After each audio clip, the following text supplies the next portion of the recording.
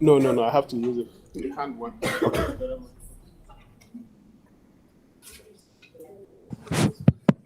Okay. Okay, thank you so much, distinguished ladies and gentlemen.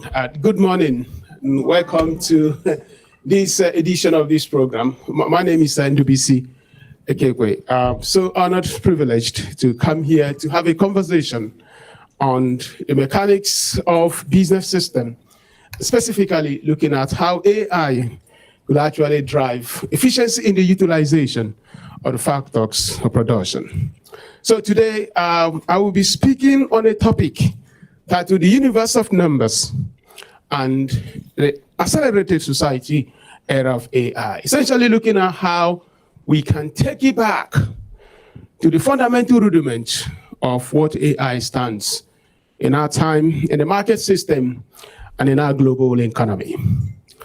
I'm told that there's some photo students here. Let me just say hi to great photo eyes, and so excited to see all of you here. Photo graduates, and so really amazing that Google brought all of you here, and all the students here. So also honored for the opportunity for us to come here, to learn, and have a moment like this. So I will begin by taking you back to my secondary school days. I had a very good one in a village in secondary technical school of in Abia State, Nigeria. Many, many years ago, I was so not. I recall vividly the first time that I had to wear trousers. In America, they call it pants. It's very, very interesting how they just turn things all upside down. So my grandmother, Madam Lechi Ekekwe, just through the window, she said, Ndubuisi, you are wearing the long trousers today. I said, hey, Grandma, I'm becoming a senior in the secondary school educational system because we just finished our junior secondary certificate examination. We're now moving into the senior part of our secondary school education. We go to school that day, and my physics teacher came into class. He was trying to introduce physics to us. And Mr. Aham said, welcome to Secondary Technical School of Vim. I'll be your physics teacher. And he explained something very, very fundamental. He said that before the end of the 18th century, that the material component of the universe was studied at one aspect of culture called natural philosophy. In other words, there used to be a time that everything in this world within the natural philosophy space was studied as philosophy. But as time went on, they found it necessary to divide that study into two broad categories called the biological science and the physical science. So, in other words, if you have a doctorate degree today, they will put a PhD on it. That PhD is basically saying that you've mastered the philosophy in that particular field. That PhD stands for philosophy. So what he's saying here is that every knowledge, everything we do, that we are still going back to that origin of everything, which is the logic and the philosophy of that specific field. So if you have a PhD in mathematics, they say that you've mastered the logic and the philosophy of mathematics. If you have a PhD in electrical electronics engineering, they say that you've mastered the logic and philosophy of electrical electronics engineering. And that was because at the time, everything was studied as philosophy. But they now broke it into biological and physical science. In the biological science, you have botany and zoology, the study of plants, the study of animals. And then in the physical science, you have physics and chemistry, the study of substances, their properties, and study of energy relationship to matter, study of matter relationship to energy. And in between them, you have mathematics, the beautiful science of numbers. So that was how he introduced physics to us, trying to explain to us that we were no more junior students learning integrated science. I believe most of us here are graduates through the WAEC educational system where we went through the junior secondary school, we studied integrated science, which was basically combination of physics, chemistry, and biology in one. So he introduced that. So philosophy is that core element. Then I went to the university, Federal University of Technology in Nigeria, like many of you. And a reverend father, a professor who taught us philosophy, he came to class one day say, welcome to Futo. So excited to be your professor teaching you logic. He asked us a question that day. What is the material component of the universe? What is this world made up of? You know, that was a very, very fundamental question because many, many centuries ago, Greek philosophers were trying to answer the same question. What is the fundamental component of the universe? What is this world made up of? You know, can't trust students in Nigeria.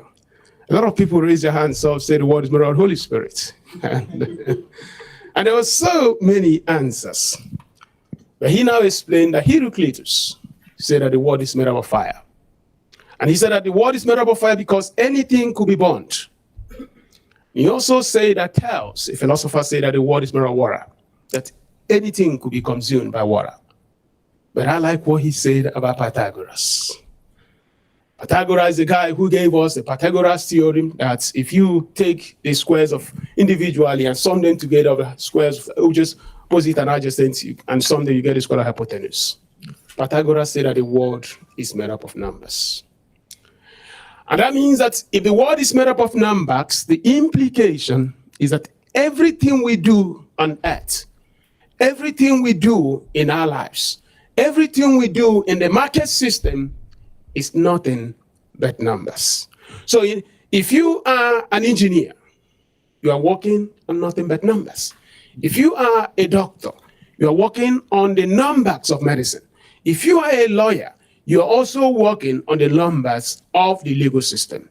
So Pythagoras gave a very profound definition and the elemental component of the universe that the world is nothing but numbers. And of course, if the world is nothing but numbers, what is then the business of humanity?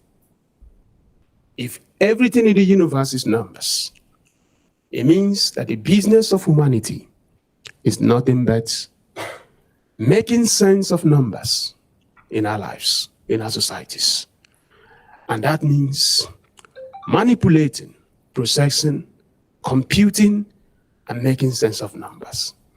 And I take you back that through human history, that has always been what we have been doing. We're figuring out how to understand our environments, understand our society, and doing that involves computational systems. Because if the world and the universe is nothing but numbers, those who can process, make sense, and understand numbers are those who will win the future. And across history, we created and invented the abacus system many centuries before BC. Abacus system was one of the pioneering computational systems. I mean, not using the word computers we use it today, that help people to make sense of numbers. From the abacus, you have a slide rule. From the slide rule, you have the difference engine. You have the von Neumann architecture, the ENIAC, and so many things were happening because the world was trying to make sense of numbers. Because everything, according to Pythagoras, is nothing but numbers. So in 1937, a man called Shockley and his team in Bell's laboratory invented the transistor. The invention of transistor was a quintessential moment in the history of science and technology because for the very first time, it made it possible that we can actually process signal in what they call the active domain. Many of us in electrical engineering will understand that there are what we call passive systems and active systems, where you can amplify signals and in active mode. So transistors changed the way we look at computational system and now became a foundational material upon which future microprocessors were built. And von Neumann architecture in 1944 now brought the stop program concept. The stop program concept was extremely, very catalytic. What did he do? For the very first time, you can now store your programs right inside a computational system. But there is a destination. There is a trajectory. And that trajectory was just consistent. That across history, man, woman, we are trying to make sense of the numbers around us because our universe is nothing but numbers. And if our universe is nothing but numbers, building systems, building technologies, building computational systems that can process, manipulate, make sense of numbers becomes all that we do. 1957, the world experienced a redesign. The microprocessor was invented. Joe Kibbe of Texas Instruments and Robert Noyce of Intel. They created the first microprocessors in the world. What is microprocessor? Microprocessor is basically saying that you now have many transistors in a silicon wafer. So you have many of these transistors packed together. And when you build those microprocessors, you're now trying to accomplish specific different tasks. Yes, initially they started with what they call small scale integration. A small scale integration is basically saying you have maybe 10, 20 transistors in that silicon wafer. They now move into large scale integration to ultra large scale integration. So the modern microprocessors of today where you have billions of transistors in that wafer. But there is a reason why you have that integrated circuit. You're also trying to do what? Build and make sense of the universe through numbers. And these systems are part of that process because the business of humanity is nothing but making sense of numbers. So the question I want to ask here is this. Making sense of numbers for what? Pythagoras said the universe is numbers. And we do believe that in everything we do, there is a number around that. A farmer has the number around agriculture. A trader has number around trading. In everything and all things, numbers are involved. But what do you need to make sense of that number? Because our world is imperfect. Our communities are imperfect. And if you look right in this world map here, you see there are frictions, there are challenges. In some parts of the world, like in Gaza, in Israel, the fighting wars. Yemen, Red Sea is under turbulence. In Nigeria, there are crises, Boko Haram, kidnapping. And across many societies, there are frictions. Lack of clean water, lack of electricity, lack of decent healthcare services. So, the numbers we are trying to make sense of, the idea is that by applying and utilizing the sense that we are making through those numbers, we have the capacity to fix these frictions which are evident in our society. Because right here, there are opportunities. There are also frictions. So the numbers will help us fix those problems. And as we fix those problems, we'll now make this world a better place. Because through those numbers, we understand the challenges the societies have. So, and trying to fix those problems, we now have what we call the mission of funds. Why do we need to have companies? Why do we need to have Google? Why do we need to have IBM? Why do we even have the University of Accra? Why do we have to have Federal University of Technology in Nigeria? Why do we have to have Microsoft and all these great companies we have? Why do we need to have the people who serve us food today? Why do we need to have companies? It turns out that across human history, the ability and the capacity to fix those frictions, those challenges that we have identified right in this world map, clean water, educational challenges, poor healthcare service, there is only one vehicle that can actually help to fix that problem. And that vehicle is companies. Let me give you, follow with me here. In a perfect market system, assume that everything is perfect between demand and supply. I know that many of you are tech people, so we're going to go into the world of business here. You have what we call demand, you have what we call supply. That's your basic economics. The demand, they are the customers, the people that need services. You have supply, these are the producers, the people who are producing services. If the world is perfect, if the market system is perfect, there will not be a need for company. There will not be a need for us to build businesses. But unfortunately, the world is not perfect because of what we call information asymmetry problem. What is information asymmetry problem? Information asymmetry problem basically means that as a customer, there are things I know that the producer doesn't know about what I need. And as a producer, there are things the producer knows that the customer does not know.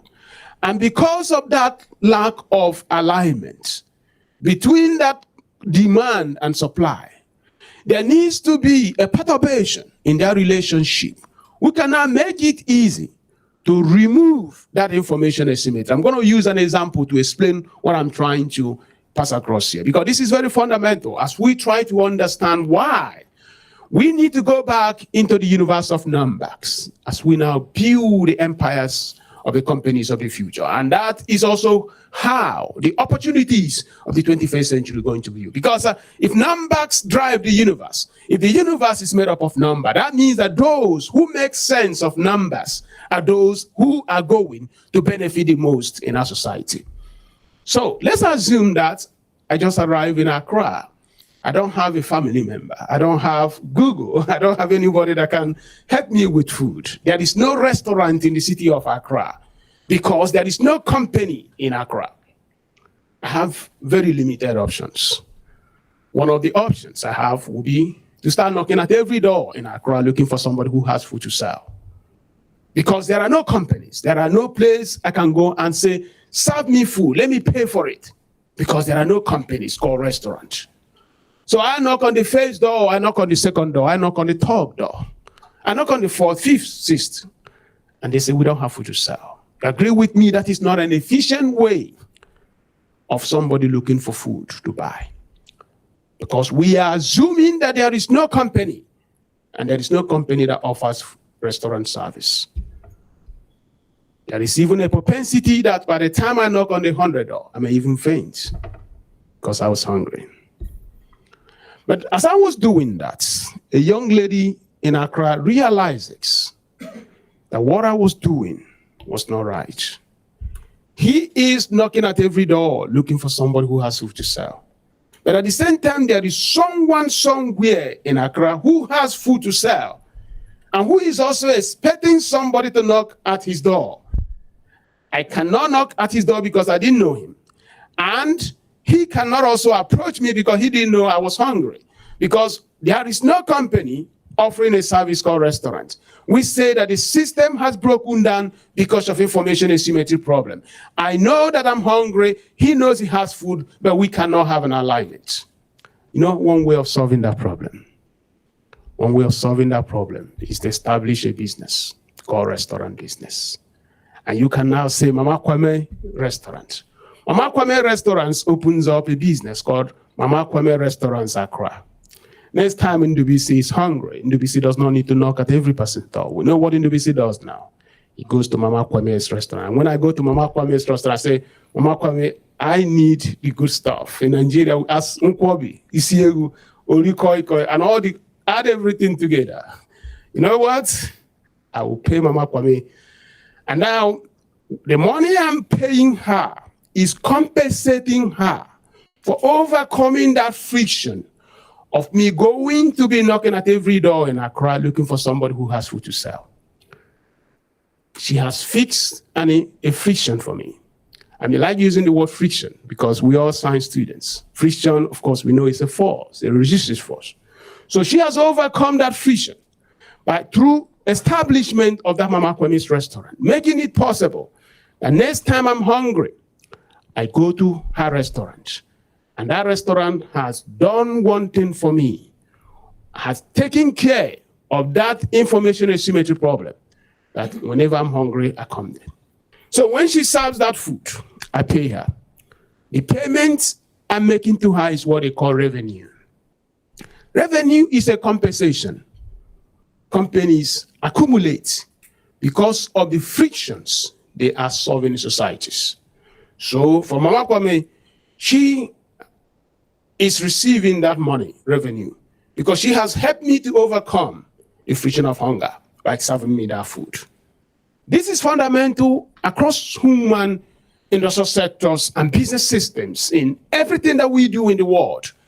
This is how it stands, that market systems are imperfect. Demand and supply can only work optimally when there are companies that can actually make that interaction happen. So let's also look at banking. You have 1,000 naira, let me say 1,000 cedis. I mean, let me use something big, so because you are big people, you know. Let's say 1 million cedis, right? And you don't have anything to do with it over the next 12 months. So you're looking for somebody to lend the 1 million cedis. But you also want to lend that money, making sure that that person at the end of 12 months will return the principal and the interest. No story, no wahala. The money will come back as agreed. Unfortunately for you, you can't just find that person. You can't find somebody who give the 1 million cedis and who will also return the principal and pay the interest as agreed. At the same time, you're looking for somebody in Accra who will do that for you. That is somebody who needs 1 million cedis for his poultry business. You guys have what I call an information asymmetry problem. You have 1 million to lend, and somebody needs 1 million for a poultry business. But both of you cannot come into an equilibrium point because you cannot identify and discover yourself. We are operating on the assumption that there are no banks. But you know what happens? A group of young ladies say, we're going to start off a bank, because we can see that there is a fundamental market friction, that someone has 1 million to lend, somebody wants to borrow 1 million, but they cannot come into a perfect equilibrium point for transaction to take place. You know what happens? When they now start up the bank, call it Rockstar Bank Limited, Accra, you take that 1 million to the bank. The person who needs 1 million for the poultry business goes to the bank for 1 million. The bank takes that 1 million, gives it to that person. It's possible that the bank will pay you 10% interest rate. The bank will now charge the poultry man 17%. The delta of 7 is what we call, it quotes, a little profit the bank has made. The bank has earned that revenue because the bank has helped the man who has 1 million and the person who needed 1 million to overcome that friction which existed between both of them. I hope you are following me. So what I'm trying to explain here is that there is a mission companies have to offer to societies, and that mission is the reason why we have companies. And we have companies because we have challenges in our society. And how do we overcome those challenges? We need to understand the numbers around those challenges. It turns out by understanding those numbers, we can now fix them because those frictions are evident. And in the summary of what I have said here, there are frictions, the challenges. And for you to overcome the frictions, you need to have capabilities. As I've written extensively in Harvard on this, two things are evident. The frictions are there, but you need capabilities to overcome those frictions. What are those capabilities? Mama Kwame has to be a very, very good cook for her to run a restaurant business. The bankers need to have capabilities in building banking products, customer service, debt management, loan management. Because if you want to run a bank, you need to have capabilities on banking. If you want to run a restaurant business, you still need to have capabilities on running a restaurant business. So that means that when there are opportunities in the market, we also need to have the capability that will help us to go into the market, solve those capabilities. There is a friction when you go to Google to type what career future is available for this. That's a friction. You want an answer. For Google to be the company that offers that service, Google needs to have capabilities in search technology. And that capability Google has is what makes it possible for Google to overcome the friction you have, and Google will give you an answer. So now, having those capabilities, you need what we call the elements of capabilities. The elements of capabilities, we're talking about what are the things which are necessary for you to now acquire those capabilities as a company, because companies have missions. Those missions are to fix frictions which are evident in the market system. And then if they can fix those frictions, they solve problems in society. But those companies also need to have some fundamental elements. A key one is knowledge. If you don't have knowledge, you cannot have the right capability to solve problems. Mama Kwame has to have knowledge on how to cook good food. Otherwise, if I visit that restaurant the first day, I'm not going there again.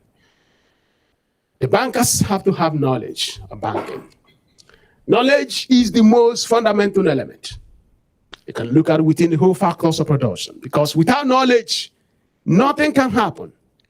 And if you look through human history, if you look through even the Bible said that when Moses appeared before the Israelites, that they marveled because he studied under the pharaohs. What happened there? That Pharaoh had the best educational system in the world.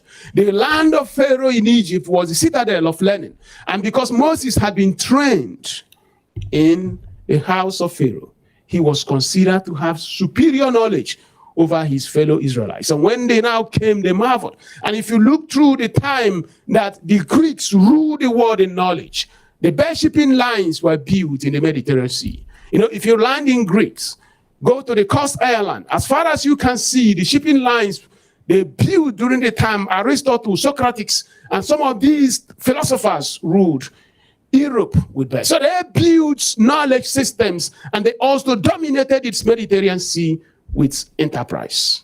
Knowledge will elevate nations, and knowledge build capabilities for companies. The best of America today is not because they have good bombs.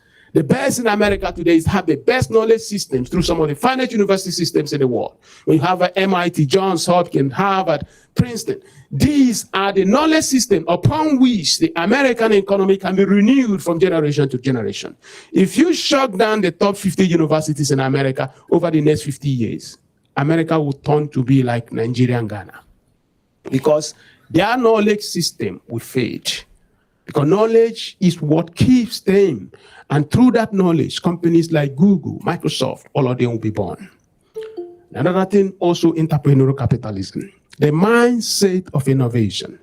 So these are now, these capabilities, these are now things that those companies need. Because you can have all the whole ideas in your head.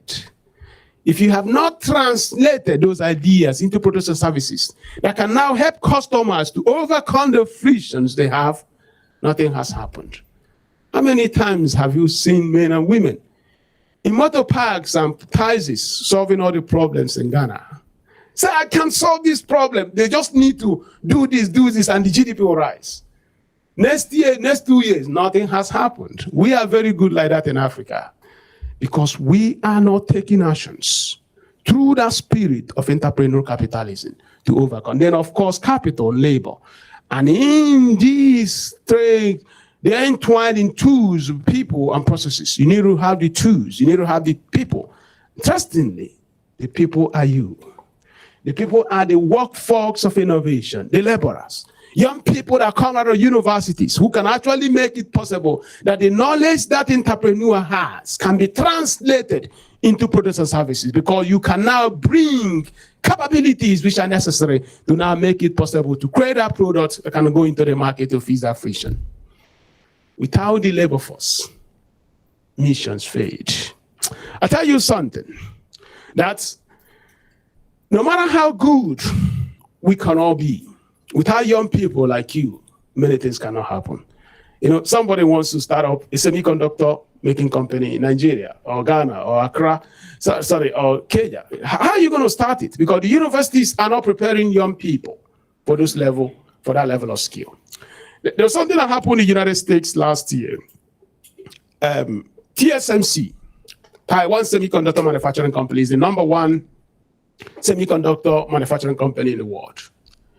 The US government gave it billions of dollars to come to America to establish where they make microchips. They call it foundry or chip factory.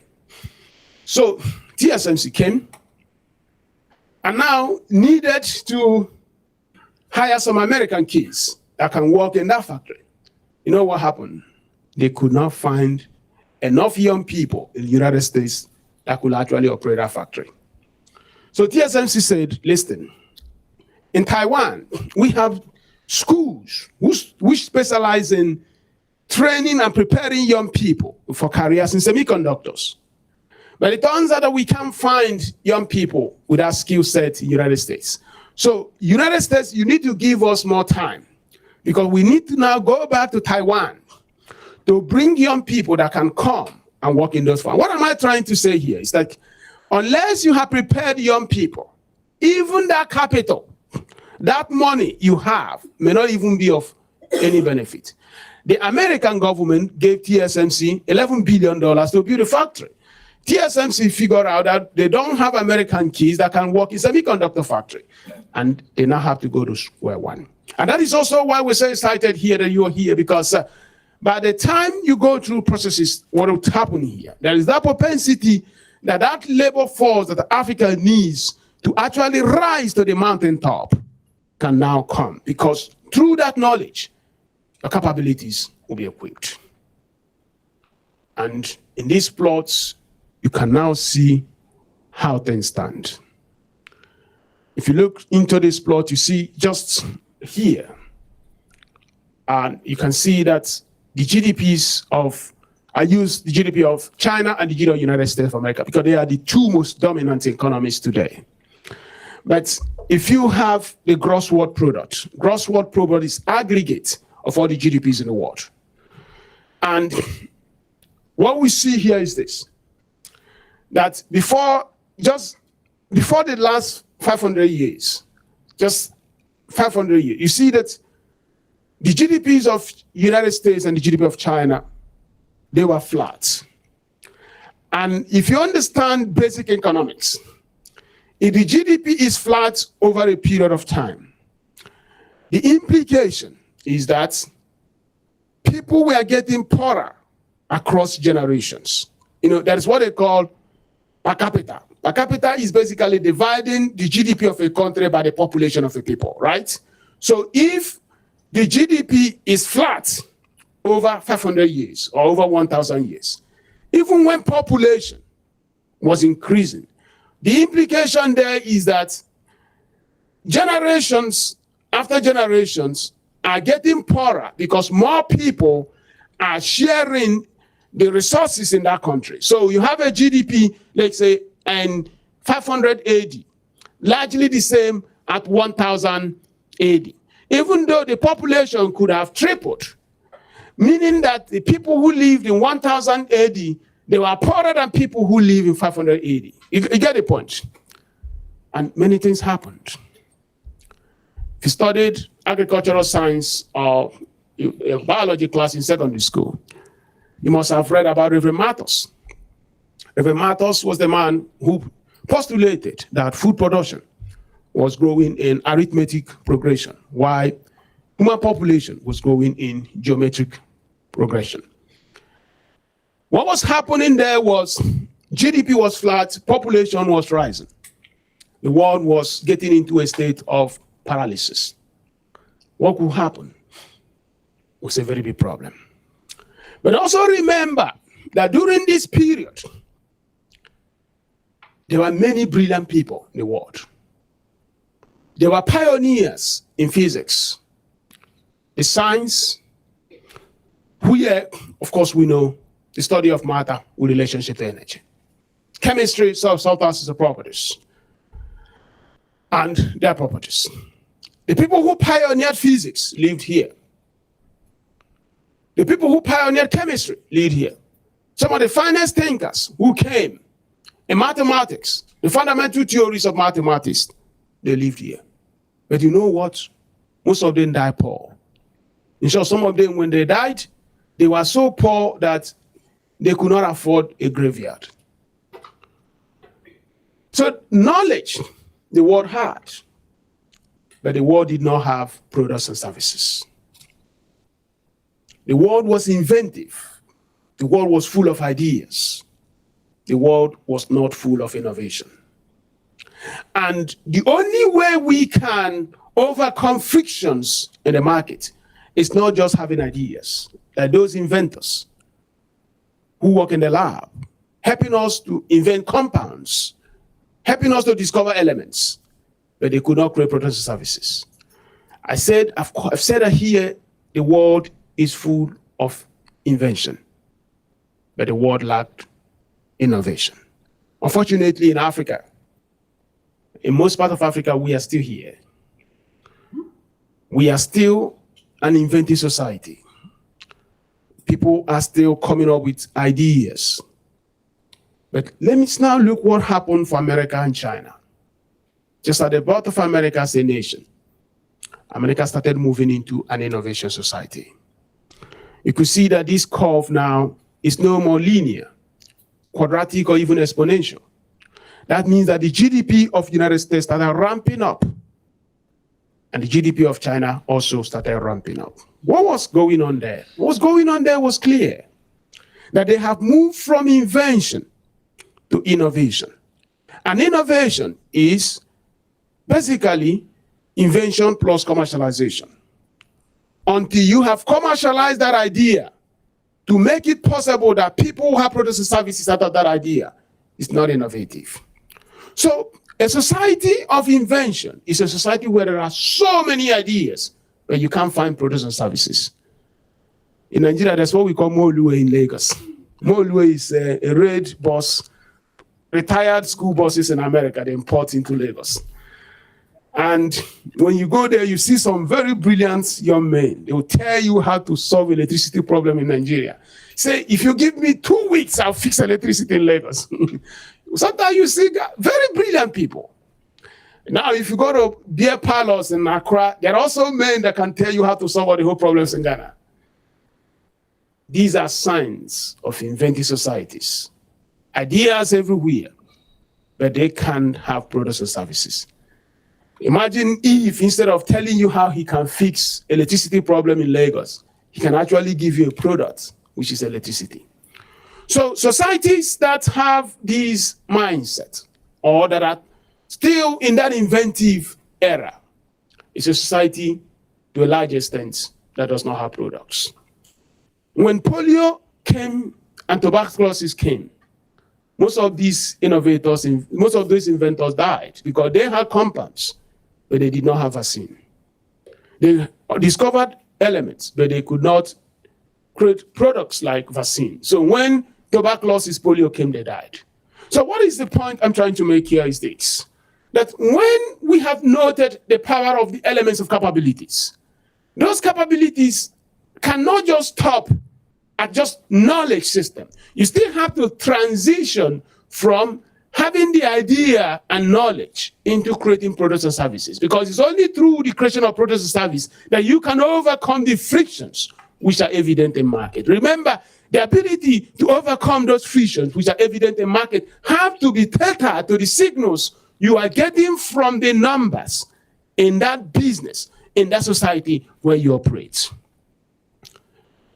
America is an innovation society. China is an innovation society, because their knowledge system translates to products and service, and they are able to fix frictions which they have in their society. We may not say much about our own society because we are not there. And if you look through here, we are classified in different phases. The first phase I've said is invention society. Just looking at the start of the BC to 1750 AD. And then 1700 AD, you have the innovation society. But understand that this is not typical to Africa, because we are still here, as I said. Our GDP is largely linear. Just think about it. The GDP of Nigeria is less than $500 billion. The GDP of the United States is excess of 25 trillion. The population of the United States is roughly about 100 million people more than Nigeria, about 330 million people, while Nigeria is 220 million. So if America is using 330 million people to have a GDP close to up to 30 trillion, Nigeria is using 220 people to have a GDP less than 50. You are 500. You understand there is a high level of disparity in terms of innovation capability and productivity within these two nations. If you go to Ghana, the same thing. In short, even within Africa, the disparity is legendary. Nigeria total capital market, I'm not even talking about Ghana, because to a large extent, it's even, I mean, we have just underperformed. The total market capitalization in Nigeria is 50 billion. 50 billion. That's not even to some small companies in America. So one company in America can just buy everything in Lagos. You go to the Ghana Stock Exchange, when they buy, they don't even have to report it. You know, because it's so, the expense is so small that you don't have to bother telling other investors that you just bought everything in Accra, everything in Lagos. What are we talking about here? Before a few months ago, Apple was 3 trillion. 3 trillion. If you are 3 trillion and you spend 50 billion buying every company in Nigeria Stock Exchange, would you have to file a form? And then come to Ghana, it's even worse. So that is to tell you what is happening. They have moved to the innovation society, but there is now a new one that is coming. And that one, I have called it the accelerated society era. And it's going to be powered by artificial intelligence, autonomous systems, and society. We'll get into that more. So it's a changing world. And it's a very big one. That invention society era brought the honors of writing, printing press, steam engine. But the innovation society era, we now saw mechanization, mass production, automation, and data systems.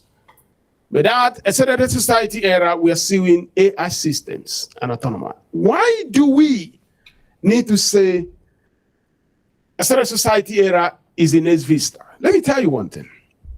If we believe that postulation of Pythagoras that the world is nothing but numbers, anything that makes it possible for you to understand numbers better is going to give you a competitive advantage to win the future. AI system is going to help us to understand numbers because it's still extending the whole computational nexus from the time of Abacus, slide rule, difference engine, ENIAC, von Neumann, microprocessors, to the time where AI makes that understanding of number even better. And that has been the progression across human history. That the more we can make sense of our world, the better we can unlock opportunities in our world. And we are going to accelerate our society because AI is going to do what modern computer systems do in a way that is unprecedented. We're going to see a new society born and a new world will come. Why are some countries still an invention era? Nigeria, Ghana, India, Vietnam, most other countries are still tethered. Of course, India is trying to move up into the innovation era. Many factors there. And those factors I take you back to Adam Smith, the man who wrote the Wealth of Nations. And then through the works of Adam Smith, we can also see how the countries which overcame that transition and process of moving from that invention to the innovation era, they were able to do that. Adam Smith wrote about what he called the invisible hand. The visible hand is essentially saying that in a market system, if the government can just stay away and allow competition, free market system to determine the winner, that the society overall will do better. I think yesterday in Nigeria, they fired the boards of 3 banks and their management. It can never happen in America. It can never happen in the United Kingdom. You know what it means to fire the boards of 3 banks in one day and their management. It means that it's the government that is running the bank, and these are not public traded banks. These are limited liability banks. So these are not government banks. So these are private entities. They fired their boards, they fired their management, and replaced, this morning or so, they replaced them. That is what Adam Smith postulation is saying we should not do. Because by the time you introduce those 4 factors, markets cannot operate under the 10x of free market system. And nations which are built on those perturbations, they are never going to advance the way the societies want them. So, besides the postulation of Pythagoras, you need some elemental components which are very critical. And that's why we say that, I call it the great convergence. When Adam Smith's postulation now meets Pythagoras, the Adam Smith saying the invisible hand is unseen forces that move the free market economy through pursuit of self-interest and freedom of production and consumption. The best interest of society as a whole are fulfilled. In other words, if you start a business and I start a business, you compete, I compete. That healthy competitive rivalry, so they call the Michael Porter's competitive distance. And you do well, I do well. We keep improving. Your price is 1,000 CDs today. My own is 950. You come up with a better idea to make it 700. I come with a better idea to make it 600. Society at a whole will do what? Be better off. But Pythagoras' part is, for that freedom of production and consumption, you need a direction. Because you need to know where the market is going, what the customers want, because you need insights. And that's what Pythagoras says. If you focus on the numbers around that, the tendency for you to win in the market will be very high. So, driving economic growth and prosperity of nations can come when that invisible hand plays, and people can build systems by relying on the constructs of numbers, which is the fundamental element of the universe. So when you bring them together, you now see how AI can now play major roles. So you have your building on numbers, because business is nothing but making sense of number, and we have to create multiple tools, but we also cannot forget the visible hand, making sure that our societies are better. And if you look at companies like IBM, they build a fundamental infrastructure, Intel, Microsoft, Internet, and now in the area of when Internet now came into pass, today we're talking about Google Bard, ChatGPT. These things are going to soup that understanding of numbers to the point where businesses will understand their numbers better, and as businesses understand their numbers better, they are going to perform better. If you have a farmer who cannot make sense of her numbers, you see a farmer that cannot advance the mission of farming, because that person is doing guesswork. You know that in Africa, most of our farmers are ancestral custodians of culture. They are not business people. And when you are an ancestral custodian of culture, what happens? You are not really doing farming because farming is profitable. You are doing farming because you are following what your ancestors did. You know, as a student in the United States, I have a librarian, a Dr. Siawe. He's late now. He was the head of a university agricultural program. He told me that he used to send every year $10,000 to the sister in Liberia. And at the end of the farming season, he would just ask, sister, how much? Say maybe sometime 4,000, 3,000 recovered from the 10,000. The man said, okay, there's no need of sending 10,000 to do farming only to generate 6,000. The best thing to do was spread the 10,000 into 12 equal months and just every month wire the money, because it was even more beneficial to be sending the money than doing the farming. You know why? If left for the sister would not even know that she was putting 10,000 and getting only 6,000 back. because as far as she was concerned, I'm doing what my grandfather did, my mother did, I'm just a farmer, because they were not making sense of numbers around farming. And that is the problem in agricultural system. We are custodians of culture. In my own village in Abia State, you don't come and tell people in some cases to apply fertilizer because you are going to annoy the gods. You know what I mean? And during the farming season, you go and kill a goat to appease the gods. Some of them were even poor when they died.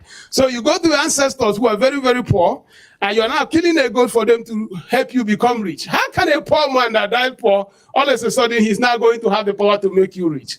It doesn't really make sense.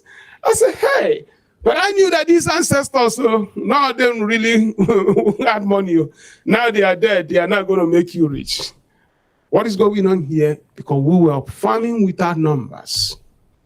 But now, if you put numbers in that farming, you cannot make sense why. So when you look at AI systems like Google Bard, ChatGPT, they're going to help you understand the numbers in your agricultural business. You're going to help you understand the numbers in your industrial production. And as you understand those, you can actually be in a position. So I'm going to be ramping up soon. So upon those constructs, we now have Africa's universe of opportunities. And Africa's universe of opportunities, we can see a trajectory and a pattern, which are self-evident if you look at what they are. Across Africa in 1990s, new species of new generation of banks came into being. Even in Ghana here, Kenya and Nigeria, new banks were formed. Some of the leading banks in Africa today, most of them were established in 1990s. What happened? That was the time information technology was deployed in banks, making it possible that banking became a little better. In the previous decades, before the 1990s, if you have a bank account in Kumasi, and you come to Accra in the same branch of the same bank, let's say Republic, you cannot withdraw that money in Accra. You have to go back to Kumasi where you opened that original bank account. So you could have a scenario where in one bank, you may have 5 different accounts because each branch was operating in silo from the other branch. But when technology came, they were able to connect all these banks through satellites. That was the first evolution of that moment of opportunity that we saw as a result of technology adoption. Then in the decade of 20,000, we have these mobile internets. I call it the era of voice telephony. You have MTN, you have different things, Airtel, have Move Africa, you know, so many of them have their different names, Econet, and so they made voice telephony possible. We started talking. Look at it, it's working decades. Then in 2010s, I call it the decade of mobile internet era. That's when they now made our phones to become internet nodes, making it possible that on your phone, you could do many things. Today, we are in the application utility era. And this application utility era means from logistics to e-commerce, to education, to practically every vista. Young people are building computational systems, technology systems, stacks, making it possible that those mobile internets and mobile devices that we have, we can build new stacks of different industries on top of them. So you have a logistics startup, you don't even have a truck, you don't have a van, but you can connect somebody who wants to ship to somebody who has a van, and then you go into education, you can have somebody who's living in America to teach somebody who's living in Accra. You can have a young kid in Ghana learning from somebody in India. These are application utility running on top of that foundational system of a mobile internet. But you know what? This is just the beginning.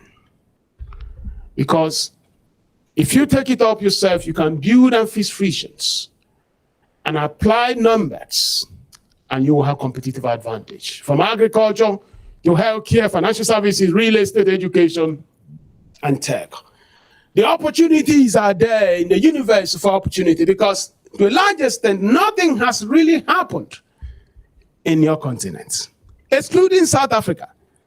Africa is still at a very fledgling infant phase in our path to industrialization. The total market capitalization in Nigeria is 50 billion. You know what it is in South Africa? 950 billion. Nigeria is 50 billion. South Africa is 950 billion. South Africa is not really Africa. It's just like it's somewhere located inside Africa. Have you ever been to South Africa? Have you gone to their train station? You think that you're in France. I mean, there's just nothing in South Africa that relates with Africa, I mean, Sub-Saharan Africa, except that maybe they have Africa in their name even to start with. So they are worth 950 billion. Nigeria is 50. Nigeria is 3 times the population of South Africa. So that means, and one company in South Africa can buy every stock in Nigeria and still have change. NASPAS. You can use 30% of its value to buy everything in Nigeria Stock Exchange. Unbelievable. Now, South Africa's budget is 132 billion. Nigeria's budget is not even up to 30 billion. And yet Nigeria is 3 times the population of South Africa. I don't want to go into Ghana so I don't make people feel bad here. Because I still need to leave the airport and go back to America. So I have to show wisdom. So let me just suck it out on Nigeria. You know what I mean? But when you look at these things, you understand where we are. And that is the reason why you are the one that can build and fix these frictions, because nothing has happened. If anybody tells you that Florida Wave has taken the opportunity, if anyone tells you that Wave, those things, they've not started. They have not gotten to my village. Until you get to my village in Abia State in Nigeria, you've not started. So that means that nothing has happened, because we are still at a level of infancy. So, but AI provides our parts, and we can see a paradigm in our world. Let me just give you a little bit of this history here. 1917, the largest company in America was a steel company, US Steel. In short, this US Steel, the Japanese just bought it about a couple of weeks ago. And 50 years later, the largest was IBM. In 2017, of course, the largest now is Apple. You could see a trajectory there. Google is called Alphabet. That's the name it trades with. You could see 100 years ago in the United States, you have steel companies, telco, infrastructure companies, food companies were the largest company, oil companies. And then 50 years later, you now see infrastructure companies like Kodak, GM, and then in America today, knowledge companies dominate their stock markets. You know what is going on? These knowledge companies are getting closer to numbers. You like to use the word data. Data, yeah, but I'm an electrical engineer. I like the word number. So if you see, the more you move from the hardcore atom into the construct of knowledge, you see that over time, they move from steel to infrastructure, tech to knowledge. In Africa today, our largest companies are still food companies and infrastructure companies. So I know that in Ghana, it's most likely going to be a tech company. A telecom company that will be your largest publicly traded company in Ghana. I don't have to check it because it's just the same thing. That means that Africa has not gotten into the phase of knowledge companies dominating our stock market because we have not even started that transitioning process. That means that we are still stuck in how do we feed ourselves and how do we have cement to build our houses and then how do we build infrastructure. But the knowledge that we can depend on data and numbers, we are not in that era. And that means that the future has opportunities because somebody has to make it happen. The Americans have gotten into that knowledge era. We are not there. Nigeria, you have Nestle, a food company, Dangote's, Bua Food, Bua Cement, these are the largest company. Check the one in Ghana. It's going to mirror the same thing. So that means that that opportunity remains latent. And that means abundance remains in the future. If abundance remains in the future, it means the careers of the future are still there, and they are going to be powered by knowledge, helping to make sense of numbers across discipline. If you can help lawyers to make sense of numbers in law, you make a lot of money and have a great career. If you can help engineers and engineering field to make sense of numbers, if you can be in the field of medicine to help people make sense of numbers, these are going to be the careers and the opportunities of this 21st century. AI gets us closer to Pythagoras' postulation, the universe is number, because AI is another trajectory of us understanding our society and our universe better, because AI has the ability and the capacity to actually make sense of all those number systems and data systems that we have in companies and families and individuals. And you remember, when you use numbers, you have a competitive advantage. The difference between a fintech and a bank is that a fintech uses numbers to serve customers. Why banks serve you as a block? Banks don't know you. You have been banking with a bank for 20 years. You want a loan, they ask you to fill a form. And when they fill a form, you take them another one to receive the form. Even though they have your data for more than 20 years, they don't care. But a fintech has your data, and they will use that data to make decisions on what you're applying. So that means that fintechs are building further apart than banks in getting into that Pythagorean postulation that the universe is numbers. And that means the more they use numbers, the more they have a competitive advantage over banks. And you can also look into it in electronics. Just giving you a case study using the banks and fintech, but you can also look into electronics. Let me say this. This is my area of my PhD. And it's something. If you can talk to God and say, give me the data sheet upon which humans were made, man will invent immortality. You know that. If we can get a data sheet that humans were made, scientists and engineers will make immortality possible. And what do I mean by that? What I mean by that is the reason why people still die is because the data sheet upon which humans were made, we don't have that knowledge yet. Because if you have the deep knowledge about that, you can recreate any organ that is causing trouble and replace it. So in electrical engineering, there is this field called neuromorphic system. The neuromorphic computational system is a branch of electrical engineering where we try to study the biology of humans, the central nervous system, parasympathetic nervous system, neurons, synapses, and see how the event-driven asynchronous parallelism of the central nervous system can now be mimicked and emulated in biology, so that when we build these systems, many beautiful things. What do I mean here? The cochlea, the retina. If you do not like your cochlea, the one in your ear or your retina in your eye, imagine a scenario where you can go to Jumia and buy a new one, and your doctor will fix it. But how is that possible? How that is going to be possible is if somebody understands how nature has wired your cochlea and made your retina. If AI can help us analyze and understand everything about the human anatomy, there is that propensity that somebody can now engineer a better retina, a better cochlea that can now infuse into human system, thereby at least progressing the longevity of men and women. And that is the possibility of the future. That's scientists, doctors are working day and night to understand human anatomy. What is going on in the axion cylinder?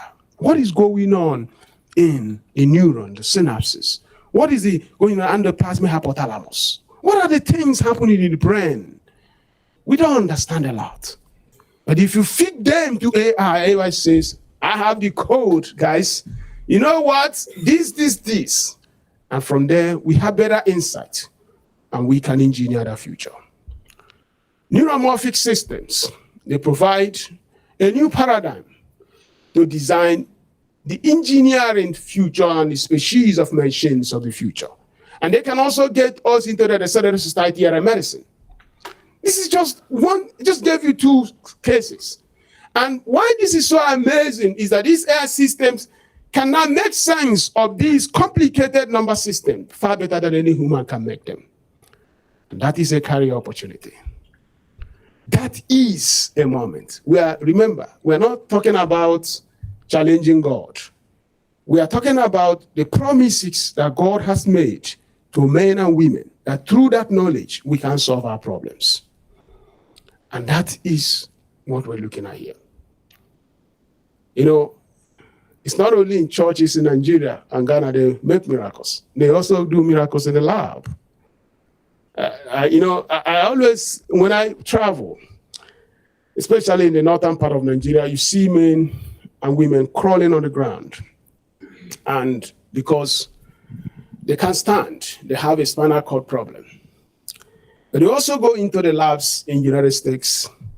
I studied at Johns Hopkins University. And so we run this experiment where you try to see the signal from the efferent neurons and the intermediate neurons, the brain, and how the signal the brain sends to the spinal cord, how you can emulate that signal in an integrated circuit.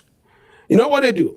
If you understand the signal that the brain is sending to the locomotive neurons that make the leg walk, and implant that signal in a pattern generator, implant that in the spinal cord. When you activate it, that person will walk. Because the locomotive neuron, the leg, those people you see, it's not that their legs are dead.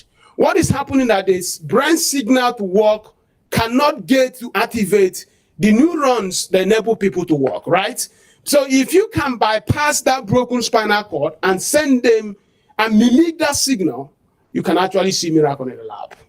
And that person will start walking. They do that with cats. They do that with American soldiers. In other words, people have understood the numbers around spinal cord to the extent that they can mimic what activates those neurons. And that's what I'm talking about. You see the power of numbers, because it took them years and decades to understand the numbers around that anatomy of that central nervous system. So Africa's destination is that we're going to have the knowledge companies of the future. Today we already have some startups, and they are going to build the empires of the future.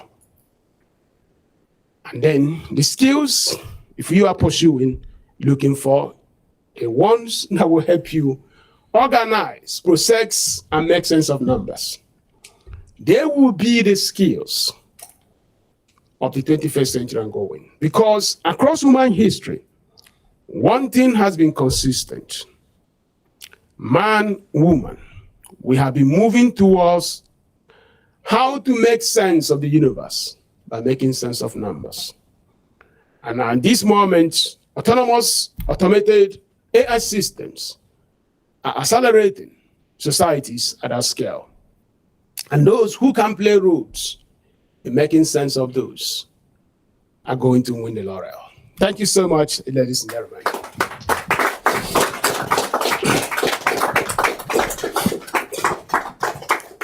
Thank you so much. Another round of applause.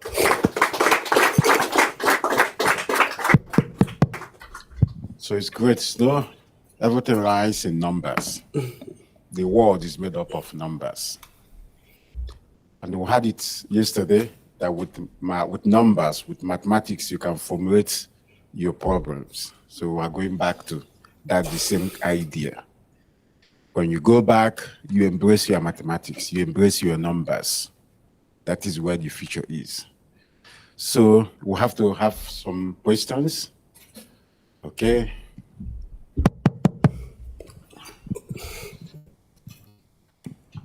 Good morning, everyone.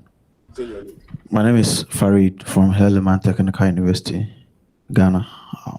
Actually, so my question is, looking at your presentation, if I understand the presentation, or is trying to tell us that Africa are not making good use of the numbers. What is the actual point that Africa we are lacking that is making us not to make good use of their numbers? Okay, I will really say that Africa has not built the tools very, very comprehensively that will actually enable us to understand the numbers so that we can deploy those numbers to advance our societies. We have those numbers, but we have not built the tools to harness those numbers. It's just like you have a legacy bank. The bank has maybe 50 years of data, but the bank has not built the tools to refine, mine that data. Provided the bank has not built that tool, the bank can really take advantage of the latent opportunities which are actually evident right in those numbers. So if you go to agriculture in Africa, we still guesswork. The agricultural policy is not driven by numbers. Most of our policy making is not driven by numbers. And I can give you an example. Using Nigeria as an example, between 2012 to 2015, the exchange rate of Naira was largely flat by the same group of guys, led by the CBN governor, Central Bank of Nigeria governor. They were just doing things that were working. Naira averaged from 147 to a dollar to maximum 197 for a dollar over 3 years, which was unprecedented. It was a great record. But the same group of people, a year later, they started changing everything they were doing. Now Naira is now more than 1,200. So what am I saying is that it's not just doing something, it's also trying as much as possible not to be involved in the guesswork. That unlike when you go to Western Europe or North America, you can see that they are tethered towards understanding numbers, that they have to now rely on those numbers to drive their policy. A very good example, during COVID, the US government was essentially giving people free money because they what they call stimulus money. And when you get that stimulus money, you can use it to take care of your basic family needs. Then within weeks, the government discovered that that stimulus money was actually discouraging some people looking for jobs. And they now quickly changed that policy by now having the job requirement component before you could get that. There are some places in the world, if they are not looking at our numbers on that policy, they may not even see the correlation between that policy and people's incentive of looking for jobs. You get the point I'm trying to make here. So the whole thing here is you could have that latent number, but do you have the capacity to mine and refine that process so that you can see the insights which are going to help you make the best decision? And that is why we say that AI systems are extension of that redesign, which has been that the best the universe can always get better is when through numbers we understand our universe, because through the numbers we can also understand the world that we live. Africa today, to a large extent, we are still driven by guesswork. There are very brilliant people in Ghana, they have managed this economy better. But the problem, no one understood what they did when things were working fine, because nobody really kept record. In Nigeria, they say, that's the way we say it. Somebody tells say it's well. It's well basically says, irrespective of whether it's bad or not, somebody will say it's well. And say, oh, there will be fire in that building. They'll say it's well. It's a lazy way of saying, oh, we've just given up. It's well. So you get my point. So Africa has a promise through young people like you who are here having this rare opportunity, that if we start doing what we have to do, we can now begin to make policies, not just in company, but also in the government. Remember, the difference between a fintech and a legacy bank is that fintechs, most times, they make decisions based on the numbers around the customer. Why those banks, they don't see you as a customer, they see you as a number, and they don't really know you. The same thing can also apply in national policy formulation. Thank you.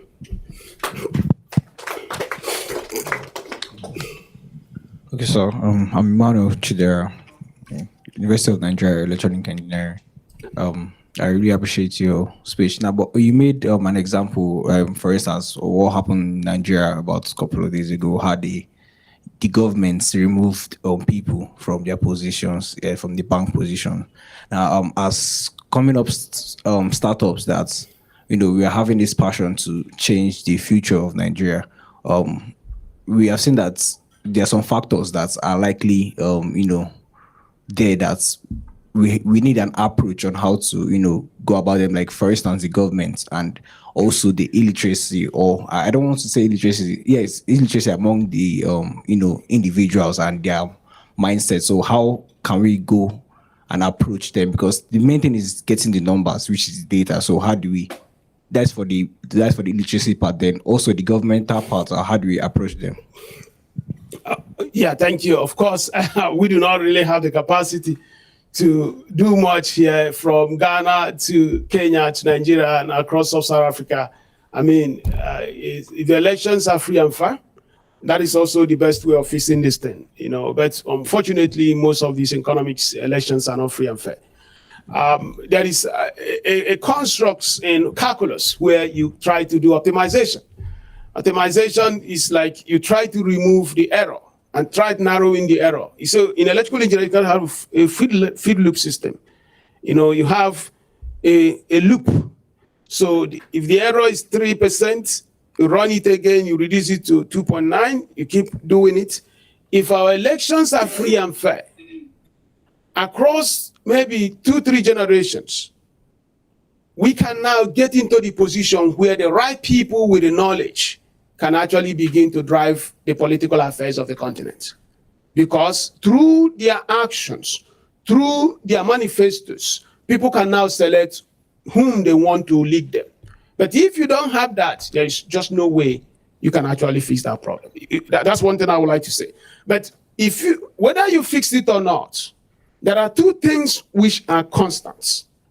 Those two things I've noted here is that the best economies in the world operate on this free market system, which they call the invisible hand, allowing markets through competition to determine winners. And those people who are fighting for that winning position, they have to have the numbers to direct them to the best possible opportunity in that market. So that is a combination of Adam Smith and Pythagoras. When they come into that convergence, it works everywhere. So that free market system, unfortunately, we have not gotten it in Africa. And it's not what any of us can do, because you have to elect leaders. If you elect good ones, they can now bring that redesign in the structure, in the architecture of nations. But when you don't, unfortunately, many bad things happen. So it's a very, very difficult thing for anybody to postulate, because, hey, some of these politicians, was it not in Nigeria, they asked a man, what are the minerals we have? He said, Coke and Fanta. So he was so unprepared for the job that he didn't even know that minerals we're talking about, we're not talking about Coke and Fanta. Now, so how is he going to lead you? And you go to Nigeria is even good though. When you go to Congo, go to what is going on in South Sudan, right? So you have a president. So, but that is not the purpose of why we are here. But the point I'm trying to make here is we can get that part of numbers, build a company, but there is still the limitation on the political economy side. But at least you have to focus on what you can control. And what you can control here is this. You build that company, you work in that great company, you do the best you can. I'm hoping that over time, these other parts will rise, because you can't control these parts. Go ahead. Can I add something there, Prof? Given the fact that it may be possible to control the political system, because even what we're seeing in Nigeria, that the more we're running that through, the bigger the error we're getting. Mm-hmm. Because it's not more a feedback system. We're not even optimizing. So in the face of that, what can these young people do on their own? What is that low-hanging fruit? What is that they can do on their own here and now? What do you recommend? Yeah, that's exactly the point I made here, that even in the paralysis, we're still having all these unicorns. You have all this Floral Wave, you have Money Point, you have Wave, you have Twiga Foods, all of them across Sub-Saharan Africa. So within the paralysis that we have in the political economy, people are still building things. And why are they building those things? Because they are acquiring and developing capabilities, and those capabilities are helping them to go to the market and solve problems. There are frictions in Africa, so many frictions, because Africa's economy, to a large extent, is still at infant stage. When you look at our map, problems of mothers still dying, delivering babies, lack of clean water. If you can come together, build a stack, have a hypothesis, take a product to the market, Africa will reward you because you are fixing a friction which exists in the market. Of course, you can end having that company to be a $10 million company. If that political economy part has worked well, maybe you could have made it a $100 million company, but at least you have a $10 million company. So it is still left on you, it's incumbent on you to go into the market and do the best you can do because those opportunities remain. So there's nothing like, oh, everything has to be perfect. Remember, if everything is perfect in Ghana, Warren Buffett will be investing in Ghana because he will understand Ghana. But because things are so imperfect, he will run away from Ghana. And if things become perfect, he will bring billions. And even your 1 million will not have any impact anymore.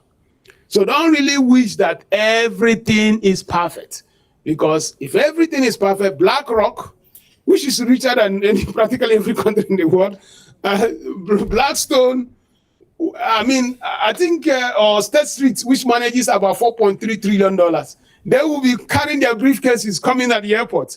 Then every businessman in Ghana now will say, well, you look small. So pray that things improve, but don't wait for things to be so perfect before you can take advantage. I know that as I'm coming in from the airport, there are latent opportunities. And these opportunities are waiting for innovators to fix them.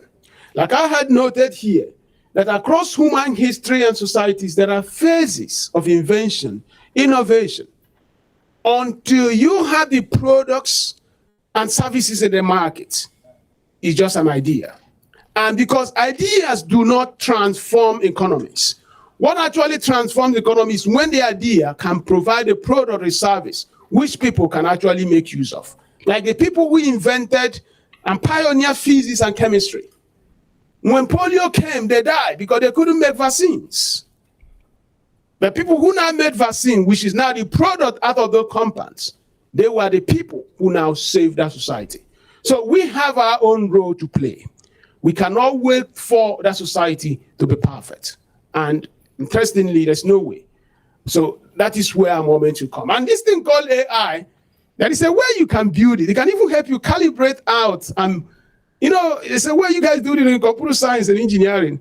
They say, I can even help you know how to optimize for this government imperfection. You can do that. Somebody can build that. That's risk model, right? You build a risk model for Nigeria. You can, like what the current government is doing now, somebody can say, man, don't go into this sector because you don't know what is going to come out of it. Go into this sector. The safest sector in Nigeria is agriculture. The safest sector in Ghana, I've not lived here, is going to be agriculture. Government will never give you a problem for going to agriculture. Yeah, so we have to take action instead of waiting for everything to be perfect, because there will never be a time when things will be perfect. All right. Good morning. My name is Wanne. I'm his colleague from the same school, University of Nigeria, Nsukka, the same electronic and computer engineering.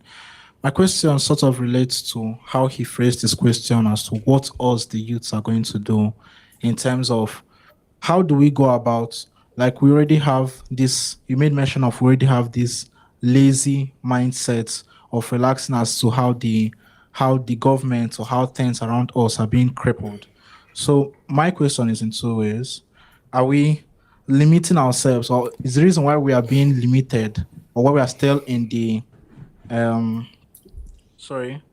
while we're still in the invention era, is it because we are limiting ourselves because of our history or because of our culture? And the second way is that, is there a way to change it?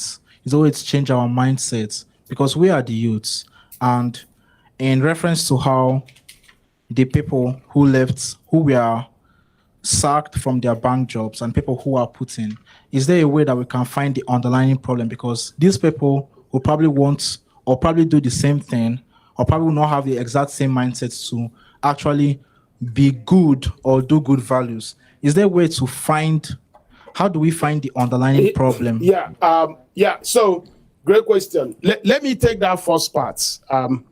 There is a limit on how your economy can grow without certain things. The most fundamental element in my research, I've written extensively on that in Harvard, is that property rights. Every country in the world, there is always a moment of inflation point.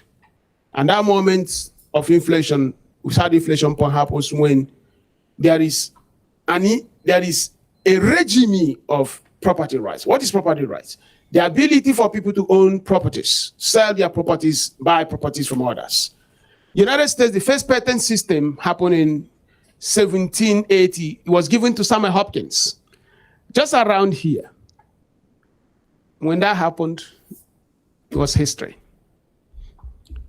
What is going on here is this, very clear, that before 1780, merchants who are the richest people in that generation, businessmen, merchants, people that were buying and selling, they were the richest people. They had money, but they did not want to invest in those inventors, those chemists and those physicists, because there was no way for their investment to be protected. So why would I give you money to go and make a vaccine, only for you to create a vaccine and your neighbor can copy it, take it to the market? So I've just wasted my money without any compensation. So when the government of the United States now brought that patent system in 1780, giving them exclusivity over a period of time for them to recoup their investment, you know what happened? Innovation just picked up, and that innovation was basically products and service. And products and services are the cumulative economic activity which is captured in GDP. GDP is not how much money you have in the bank, it's the total economic activity aggregated over a period of time. So because ideas were now moving into production, creating products and services, the economic activity now translated into GDP. And also China did the same thing. United Kingdom did it before. If you look at the last 10 centuries, China has dominated at least 7.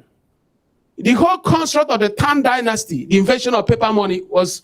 So my point is this, there is a ceiling we know economically Ghana, Congo, Nigeria, and all these South Africa can get to, because we are not respecting that property rights. We just steal things, bundle, just... Even a piece of land owned by your grandfather, somebody can just come and build on it. And if we fight you, we don't own anything. Those things will cause our inability to advance. But these are not the things you should worry, because you have no role to control those things. That's the point I'm making. You're not going to change the land use act in Ghana. You're not going to change the land use act in Congo. But you have the ability to build a product that people can buy. Yet, I concede that their product could have become a $100 million company. But because of the environmental conditions, it may just be a $10 million company. It's not because you are lazy. It's because there is a kind of squeeze that cannot allow things to blow up. Okay, giving you an example here. If I'm an investor in America, I want to invest in your startup, and I look at your property rights. So I'm not I've never in our fund, Tekedia Capital, we've never given anybody $1 million if your company is registered in Nigeria or Ghana. You have to register the company in the United States, Delaware, or Wyoming. There is a reason for that. I don't have confidence that if there is a case between our fund and you, your startup, that we can go to the legal system in Nigeria and get justice. Because the typical time frame for fund is 6, 7, 8 years. In Nigeria, a court case can take 15 years. I don't know about Ghana. And they will be judged, in short, they could even spend 6 months interpreting and you may not start saying, what is and? They say, oh, you don't have jurisdiction in Lagos, it's in Abuja. I think the same thing happens in Ghana also. So why would you give that guy money back companies in Ghana? So you now say, relocate the company officially to America, where it could take them 3 months to settle that dispute so that people can move on with their lives. Why that is happening today is because of that property right. Like, there is no company in Africa today that is a startup that is worth at least $30 million or has raised, let me say, $5 million that is still African owned. All of them are American or British companies, but they're operating in Africa. And this is the reason why that happens. But it's not something you should, you can't change it. Because that is the only thing you can do. You know, I always tell people, I have a very popular article in Harvard where I say, don't start going to compete with Google and Facebook and Microsoft. Just build something around what they have built and earn your own money, because I call them ICT utilities. I use that word. They are like, you go to your village, you have a water board, right? You go to your city, you have electricity board, you have water board. They are the ICT utilities. They are like that water board, that electricity board. You just have to find how you can build something. And they have democratized some of these concepts. Do you know what Google Android stands for? It's an opportunity. You get the point I'm trying to make. And that will help you have clarity. Okay, I can build on, my phone is Android though. And you know why? Do you know that your Wi-Fi doesn't work well on iPhone in Africa when you're doing a hotspot? Do you know that if you're trying to connect somebody in hotspot, it doesn't work very well in Africa when you're doing an iPhone? Do you notice that? Because the encryption system is so hard that even our telcos can't keep up. So the only way to overcome that is, I think they are here in Africa to a large extent. So that is the point. Just build as much as you can. So let's take the next one. Okay, sir, thank you for your explanation. I want to know, because I did a research, you know, I read some editorial about China, their reason for growth and their recent, you know, the things they have done recently. And somebody was reviewing saying one of the reasons was because there is no, you know, copyright laws in China. And I've seen some OEMs, you know, some original equipment manufacturers running away from Chinese. They don't want to train Chinese, you know, people, because once they bring them, like Germany, for instance, once they bring Chinese people to train them in their facilities, the moment Chinese people go back to their country, they will not go back to Germany to buy spare parts, because the Chinese people must have copied, you know, the way they manufacture their parts and all that. So I want to also throw more light about the property rights and also the copyright right. About copyright, is it the same or is it different because of what I've just explained? Yeah. You know, let me say this. Everyone is fighting an information warfare. I can tell you that if you go and steal Huawei's Harmony OS code in China because there is no copyright law, somebody will tell you, go to jail in China. What you read is not necessarily the full facts. Everyone is trying to undermine the opponent. You know what I mean? So every country, I mean, there are so many ways countries try to fight into that battle. You know, sometimes you don't negotiate this thing. You don't just think that United States will stay there and now say, China, welcome you into the food table. And China will not also say, Nigeria, welcome you. You have to figure out how you fight. It's a fact. China could do certain things because that's the way it thinks it can do it. But what I'm saying is it's not really what will concern you, right? It's not what you should focus on. What we'll focus on is, what are you doing?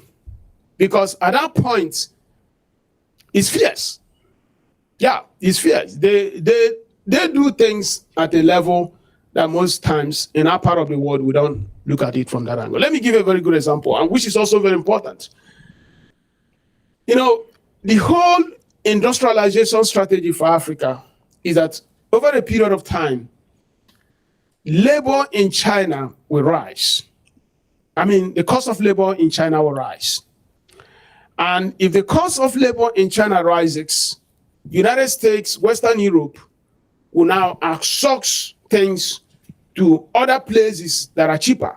So you have Ethiopia, Kenya, and possibly Ghana, because you have highly educated young people in Ghana, Ethiopia, who can actually substitute for what China has provided to United States and Western Europe.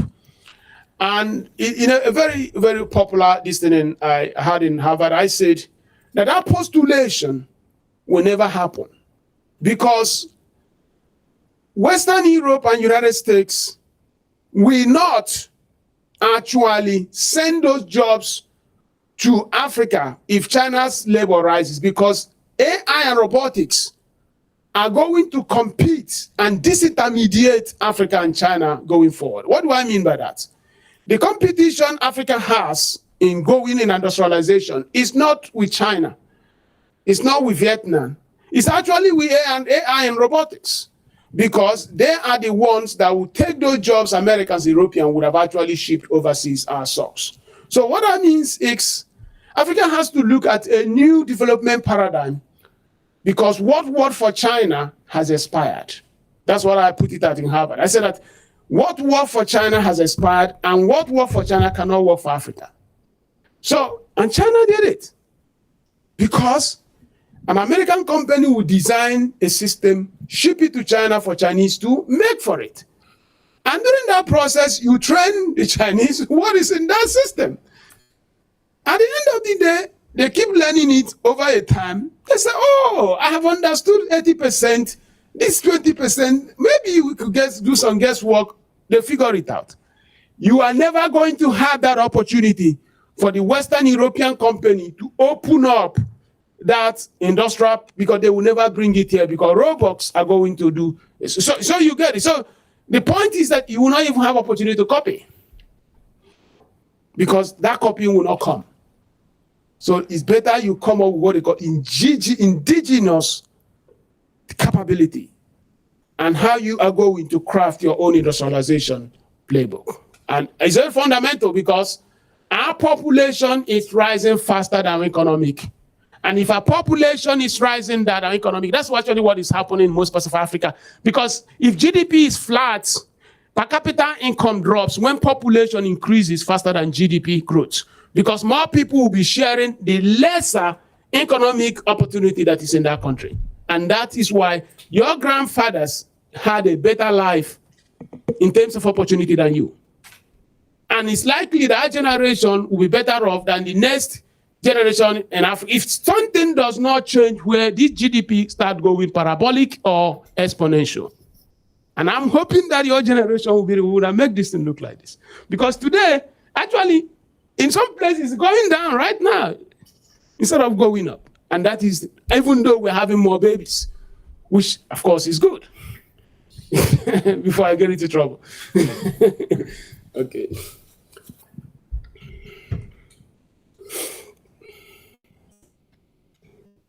Good morning, sir. My name is Ephraim Ojo. I'm from the University of Ibadan. I'm studying electrical electronics engineering. So I could relate with some things you were saying before. So while you were talking about the elements of capabilities, you mentioned knowledge, entrepreneurial capitalism, capital, and labor.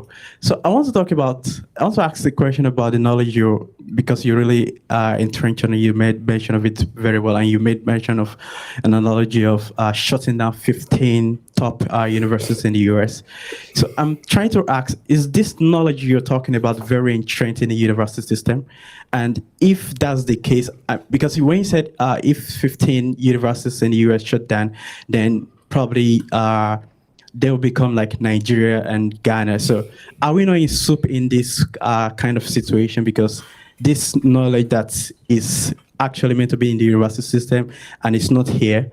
So what's the fate of the youth like in our country? Yeah, of course, there are so many sources for you to get that knowledge. It's not necessarily only the university system. And there are so many areas you can get knowledge. In short, the biggest challenge we have had in Africa is that Africa did not develop an indigenous way of writing, except the Ethiopians. Early Ethiopians developed an indigenous way, and that was the reason why they were not colonized, because they were able to document histories of how they were able to resist the invaders. Who knows the Soul rebels? I don't know if they still teach history in school. The Soul rebels, the Ethiopian, that's their heritage. You know, you see some shoe brands in Ethiopia, they call them the Soul rebels. They documented how to stop the colonials from coming to take over them. and they had indigenous way. But every other, we're just good with our goat meat, eating all our good stuff. Nobody cared to this.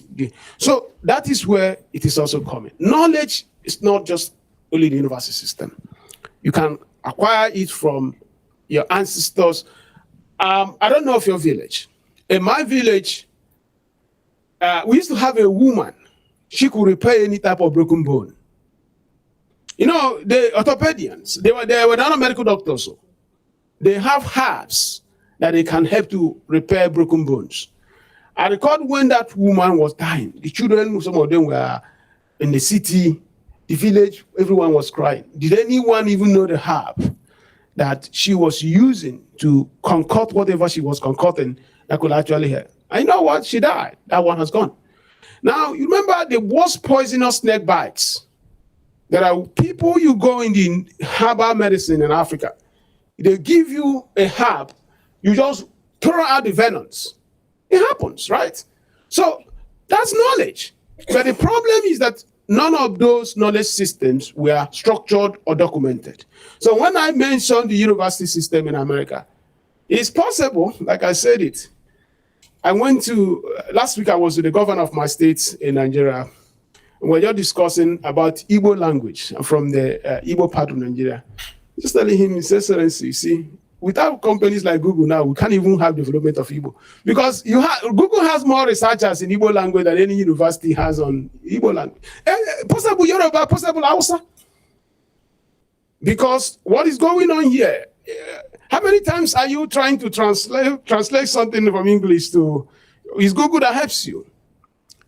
You get the point. So these American companies, to a good extent, we now have to depend on them to even help us advance our knowledge.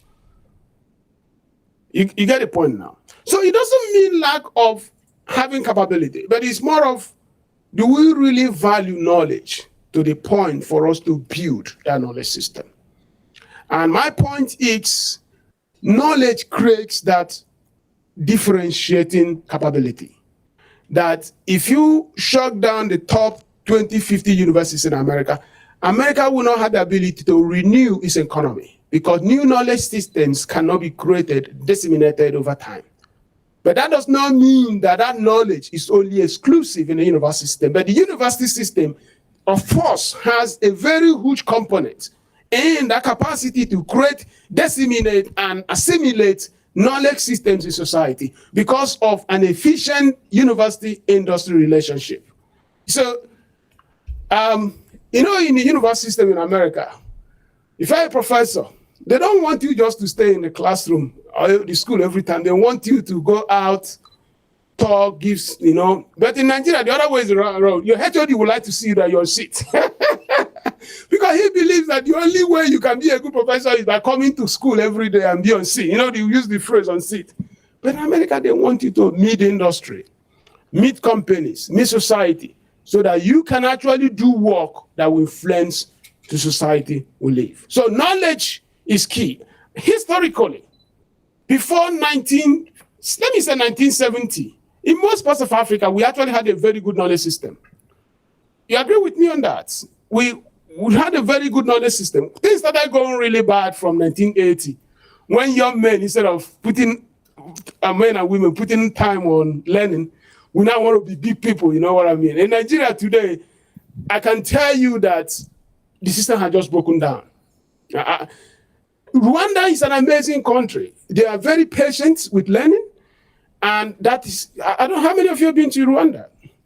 You know, you see, they have this kind of culture of, you know, they are very patient. I saw a young Rwandan student. She got a job in Silicon Valley that would have paid her 5 times what they would pay her. Say, I want to stay in Rwanda. I mean, that was, even the company couldn't just believe it. You know what I mean? But today, I mean, the closer US embassy, that's where everyone will find himself. So knowledge is key. And without knowledge, you cannot build that long-term competitiveness. But I will also make it clear, don't try to overthink all of these things. Some of these problems are not yours to solve. Your problems are the knowledge in computer science, the knowledge in electrical engineering, the knowledge in how do I fix those market problems you can fix, Leave the ones for politicians for them.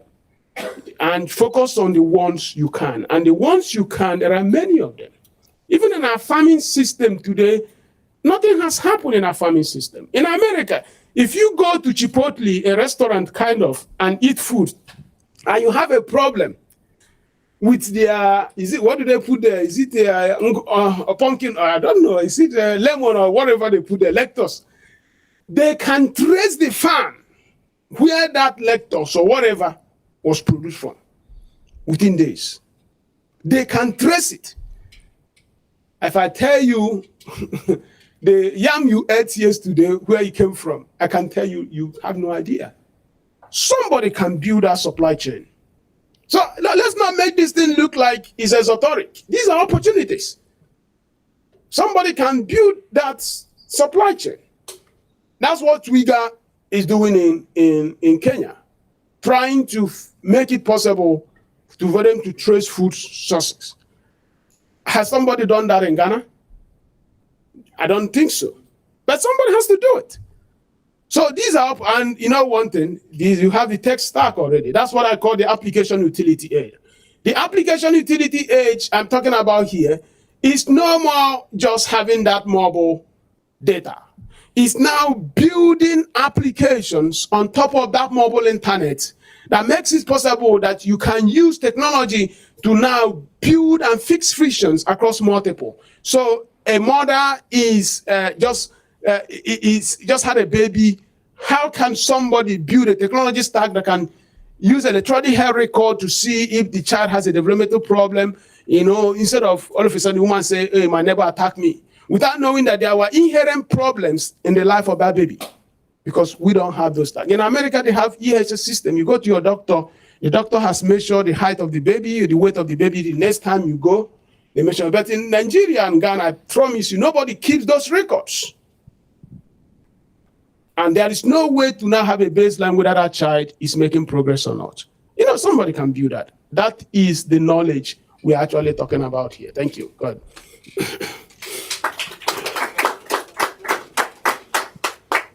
Any other person? Okay. Good afternoon. Sorry, good morning. My name is Kenechukwu from the University of Nigeria, Electronic and Computer Engineering. So my question here is, sorry, hold on. It's concerning numbers, right? So in Nigeria, I've noticed Nigeria, we tend to overinflate or deflate numbers, and then we also don't keep to what we want to do. For example, when the new president came into power in 2023, he said we were going to float the naira, basically putting it at the same rate as the black market rate. So if the black market says 1,200, the bank should also say 1,200, and it also gave the banks freedom to basically decide the rate they want. But currently, through the whole I don't even know where the I and E window is coming from, but on the I and E window, it says 750, and the black market says 1,200.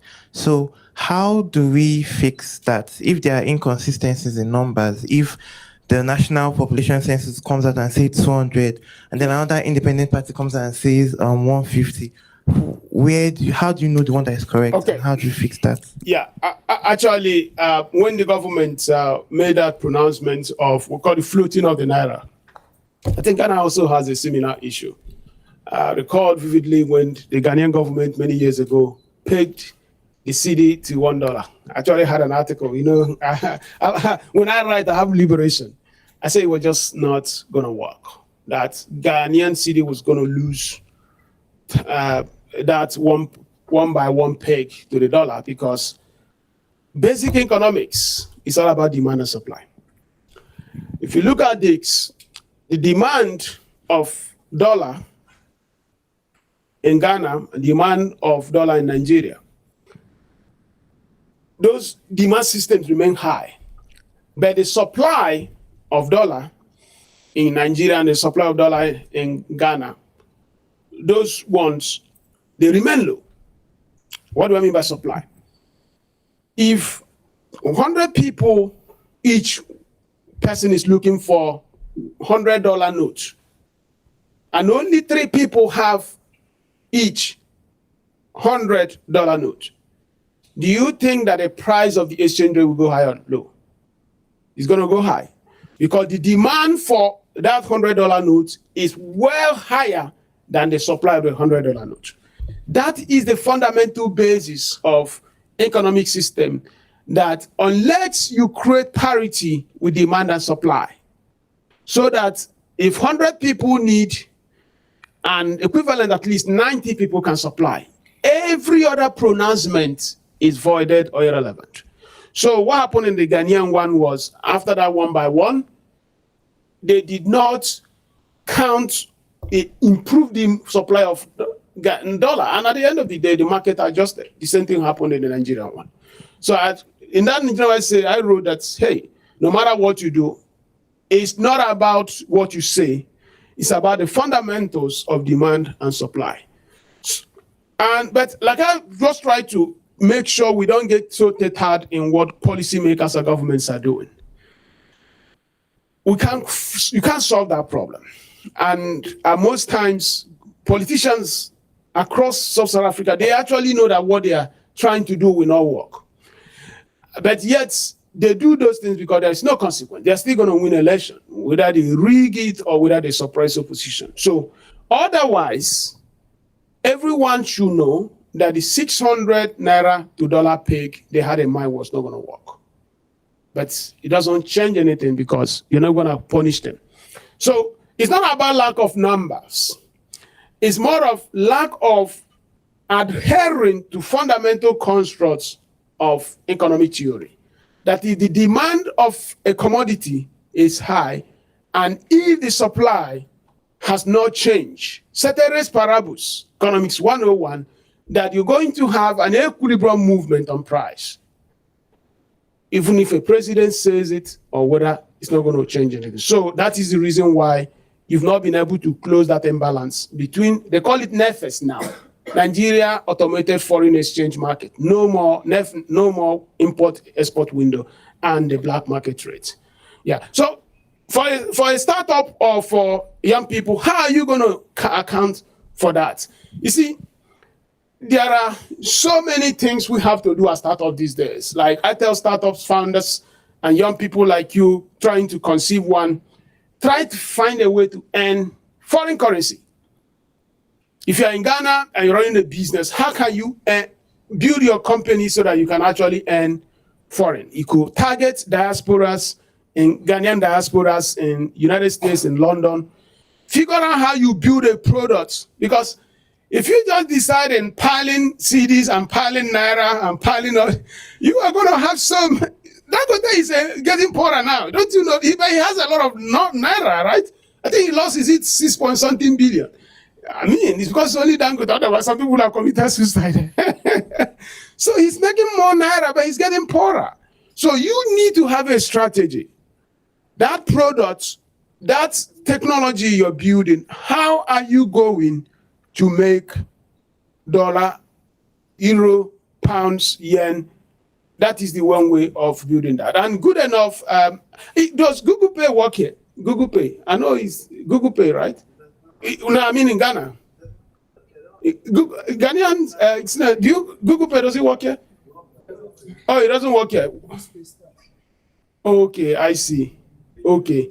But Paystar can also enable Google Pay to work. And that's how it works. So you just integrate it and talk to those your brothers in diaspora. Let me tell you one thing. Don't underestimate what that can actually do, whatever you're doing. Because you have to pay for your cloud hosting services in dollars. You don't want every month start looking for where to buy CDs to start sending. But if you can earn a little revenue, and at least you know that your hosting services, your email services, I'm assuming you're not getting this thing locally. You're most likely getting them through Google or other services in the United States. So that's one way of dealing with forex-related issues. Forget about what politicians are saying, because they are not totally honest in those pronouncements. Yeah. And remember, if you go to Lagos and go to Marina Street, I don't know the ports in here in Ghana, but I know the port of Lomé in Togo, because I sit on the board of a company that ships things from, in my part of Nigeria, we are traders. Even if you have a PhD, you're also a businessman. Importation and export, that's what we live on. So if you look at that, you see ships coming to Nigeria loaded, but when they are going, they go empty. And I promise you, in that loading, we import everything. Now, I know that the latest thing now for the women here, we have this Brazilian hair, the Vietnam hair. That is, I mean, the latest one is Vietnam hair. And I'm told that people bring in containers of Vietnam hair now. You know, I say, what can you send back to them? You get the point. What can you send back in that container? And that is really one of the most powerful challenges we have in Africa today. And there are so many things we can, but we have to discover those things. If we do that, that is also one area this currency can balance. Otherwise, the balance of payment will remain unfavorable to us. More question, please. Okay, let's go. All right. Thank you, sir. I'm Abraham from University of Ibadan. And my question is, so you talked about the invisible hand by Adam Smith, you know. So now I'm thinking, so in a situation whereby let's assume that there is no invisible hand, maybe it's really invisible. What if one of the parties decide to play dirty? And so in that case, there's still no healthy competition. So how can the economy thrive in that situation? Yeah, great question. Of course, the invisible hand is basically saying let the government not start playing a role of deciding winners. Let markets decide winners. And as far as those winners are operating at equilibrium, if one tries to do something that is against the law can also is a part of the process of maintaining that equilibrium. So he wants to do something that is illegal. He goes to court, provided that the government is not trying to manipulate the legal system. That is also part of that process. The challenge we have today is if that person is playing outside the 10x or ordinance of the market system, and that person goes to court, that hand now will show up to now distort the equilibrium in that market. So, I mean, there is never going to be a scenario where government will hand off from markets. Why? It's not possible. Because you made him a president, you made him a governor. If he just hand off, that means he has no role. But what we are saying, that we want them to play a role that is constructive. That is not like saying, hey, I want to, this person applied for a license. You apply for a license and apply for a license. And then you want to make sure, he wants to make sure you don't get it what he has given me. Even though both of us, to a large extent, we have met all the requirements. That is that hand that is bad. But if the government treats all of us fairly, equally, I get my license, you get a license. I build my product, you build. Let us go to the market. Let the users determine who is the better person. That's what Adam Smith is talking about. And we have seen from data that countries who go through that postulation, they end up becoming better. Because let me say this. The reason why many things are not working in Africa is because government is involved in many things. I mean, you just look at electricity. Do you know that if government is not involved in electricity, I mean, why would somebody give you estimated billing? If you are using estimated, now you are here, electricity is running in wherever if you are living in outside campus, it's running even though you're not using it. To a large extent, somebody will really say that is legal or robbery because it doesn't make sense. So, but those things are there because government itself is a part of that electricity supply chain. Either they are involved in the generation, they are involved in the transmission, and they are involved in the distribution. So if you cannot pay something, somewhere is hurting the government. And that means government cannot ban estimated billing because government itself will be affected one way or the other. But if you go to a place where, like, let me give you an example, United States. I think the Burlington National Train is owned by Warren Buffett. I think he bought it at $49 billion or thereabout. And so he owned somebody can own a train line. You can own a train that can move from Accra to Lagos. And it's a company that owns it. And that is a cargo. So what happens is that if somebody wants to ship something from Lagos to Accra, you know that there is a train track on. Warren Buffett owns one. I mean, they call Betway Hathaway or whatever. That's the name of the company. Yeah, but he's the majority shareholder. That is what we say when government can allow individuals to do something like that. In Nigeria, no individual can own a train track. I don't know about in Ghana. I mean, most likely the Ghanaian law will not also allow you to own train track. But if you open it up, I promise you somebody will offer a better train station service than that's what Adam Smith is basically saying. That sometimes government get out of the way, be a good regulator, allow the market. Today or yesterday, Bitcoin ETF, Security and Exchange Commission approved Bitcoin ETF. You know, this Africa, we're all big in all this Bitcoin stuff. You know, I mean, I'm not recommending it, but I'm just making a point here. The US government has approved about 11 companies. Before you know it, young people in Ghana now will start investing. Young people in Nigeria will now start investing. But your government will not think it that they can also create something equivalent for you here. But Americans have done that. And that is that invisible hand also figuring out how to create a market system. Thank you. Okay. Maybe one more question. Okay, good morning. Okay, yes, I'm using Enjanta. So good morning, everyone. My name is Lua Coyote from University of Ibadan.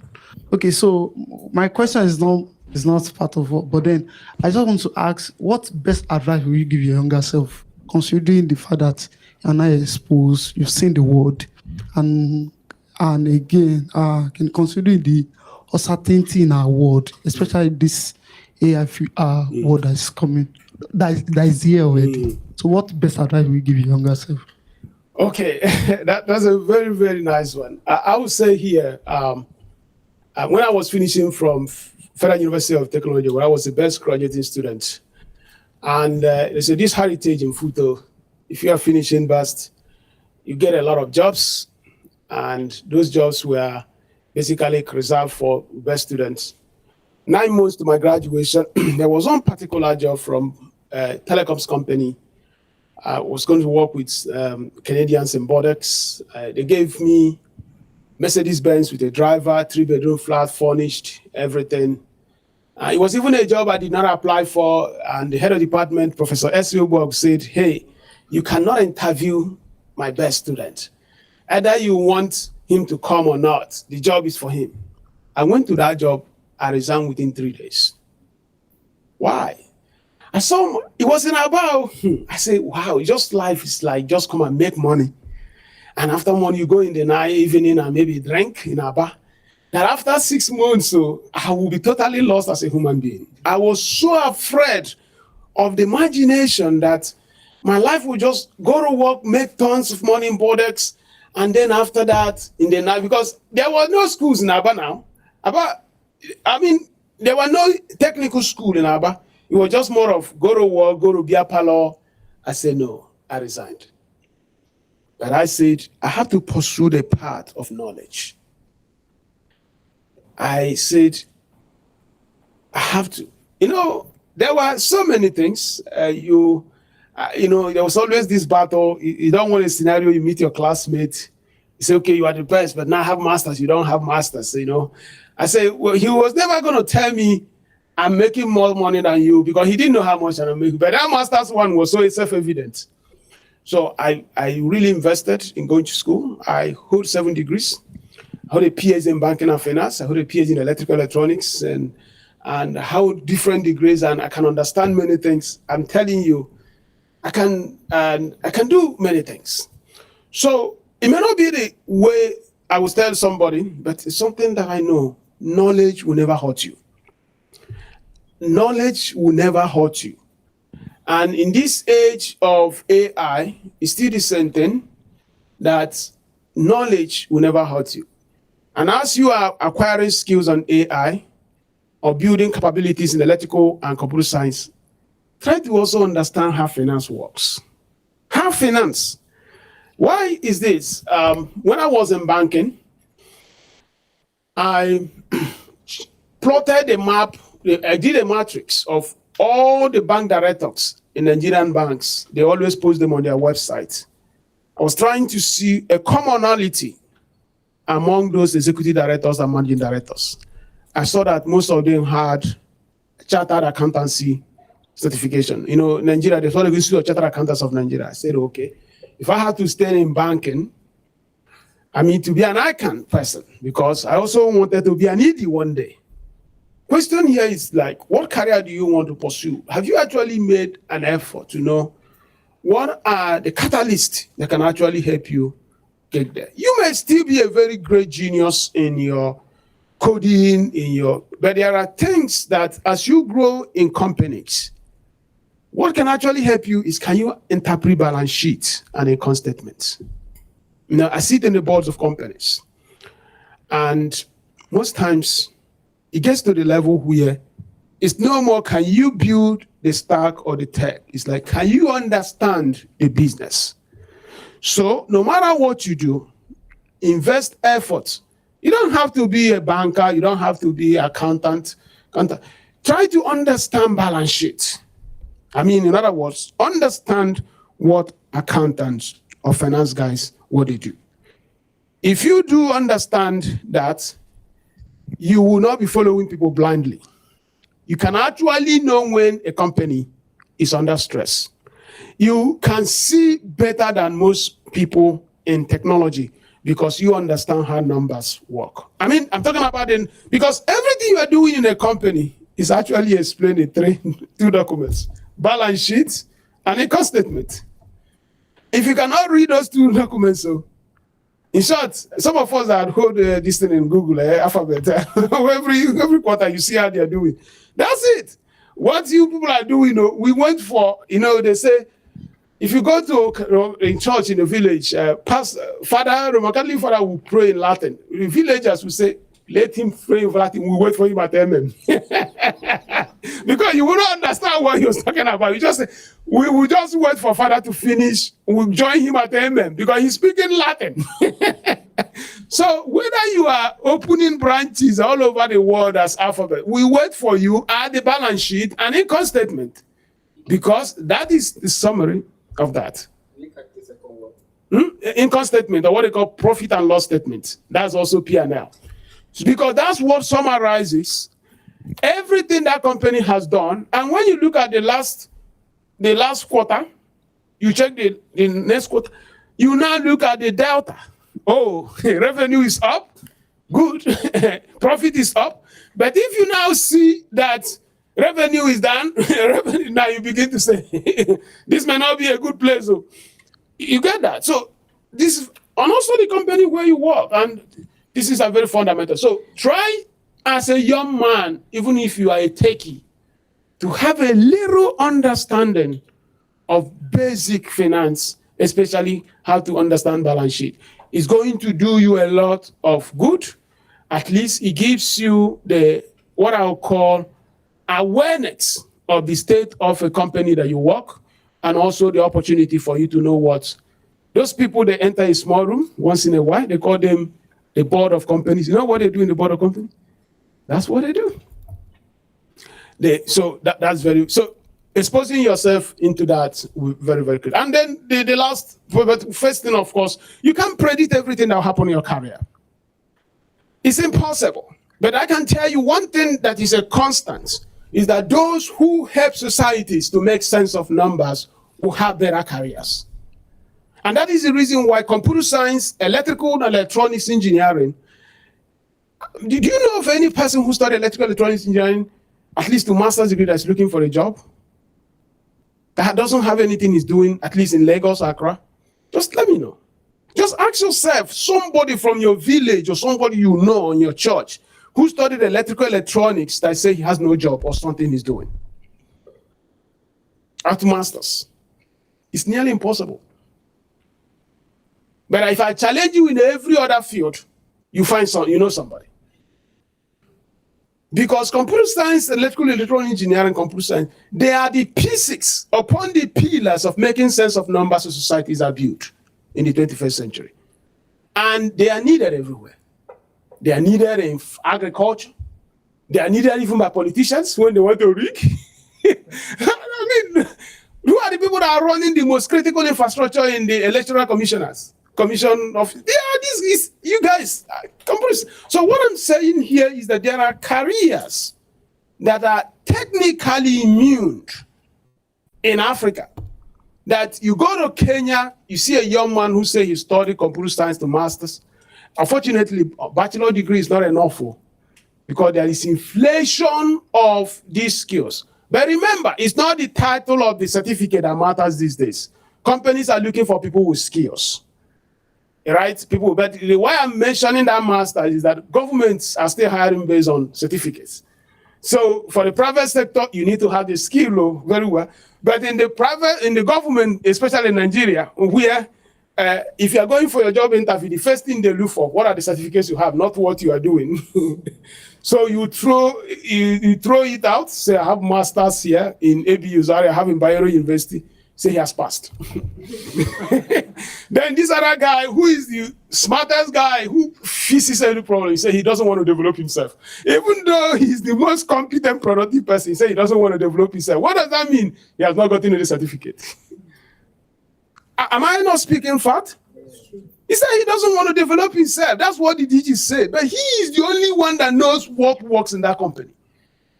But because he has not piled papers like I did, it's very good. You pile your own. Because they will not even invite you to speak in Abuja if you don't have a PhD these days.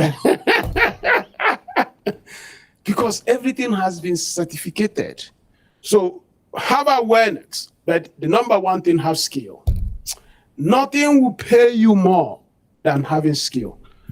Because the skill will create a liberation. I'm just trying to run this up here on this question. I have I studied in Johns Hopkins electrical electronics, especially microelectronics and robotics engineering. One of my professors in my PhD, Professor Jim West, I think he's about 92 years, he's still teaching there.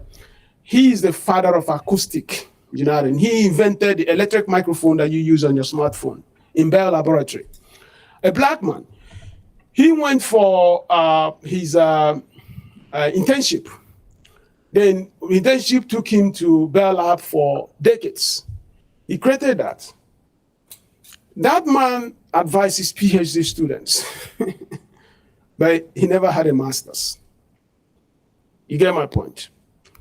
His skill made a way in a way that is unprecedented. And that is actually the way the American system works. In the private sector in Africa today, that is the way it's looking at. So your degree paper is no more the only thing people are looking for. You get the point I'm making. The startups, most of them that we invest now, unlike in the past, you wanted to know the school. Today is more of what have you done? What have you built? So building skill, developing capability, as I noted, those are really the things that will create a difference. Like I said, the world is full of abundance. People are talking about jobs. I say Africa, I think it's here is that, I say abundance remains in the future. Abundance remains in the future. I don't know who knows the total market cap of the Ghanaian stock market. I don't think it's up to $29 billion. 37, okay? Now, Nigeria is 50. That means Ghana is catching up very well. South Africa says 950. At least Ghana should get up to at least 300 billion. Nigeria should get up to at least even 1 trillion. I mean, so why will you say there are no abundant systems if we are still low the way we are? America's one, I don't know if you have a lot of digit to even cover it because it's so huge, you don't even know where. India is 4 trillion now. 4 trillion. India. India is more than France. France is 3 trillion. That's the total mark in the public. So when you look at these things, that means jobs are there, opportunities are there. The only difference is that most of them are still at a latent phase. You know, thermodynamics. They say that the energy is still latent. And you have to do something to take it out of the latent system. And that is the latency that we have in our economic system. And I'm hoping that many young people help us to look. Maybe we'll take one more, then we'll round it up so that, because I know there's other. Welcome to wait. You don't have any other question? Other question? Oh, okay, thank you. On the far post. Oh, 9.2? Okay, I think he may be talking about the GDP. Yeah, sorry, GDP, because okay, 9.2. So you see, 9.2, that means you can even pocket that money. So Ghana's population is about, is it 39 or what is it? No, population is 30 something, right? I think it should be around 37. What? Huh? Okay, it used to be 29 a couple of years, so I knew it was more than 30. So let's assume 32 giving you 10 billion.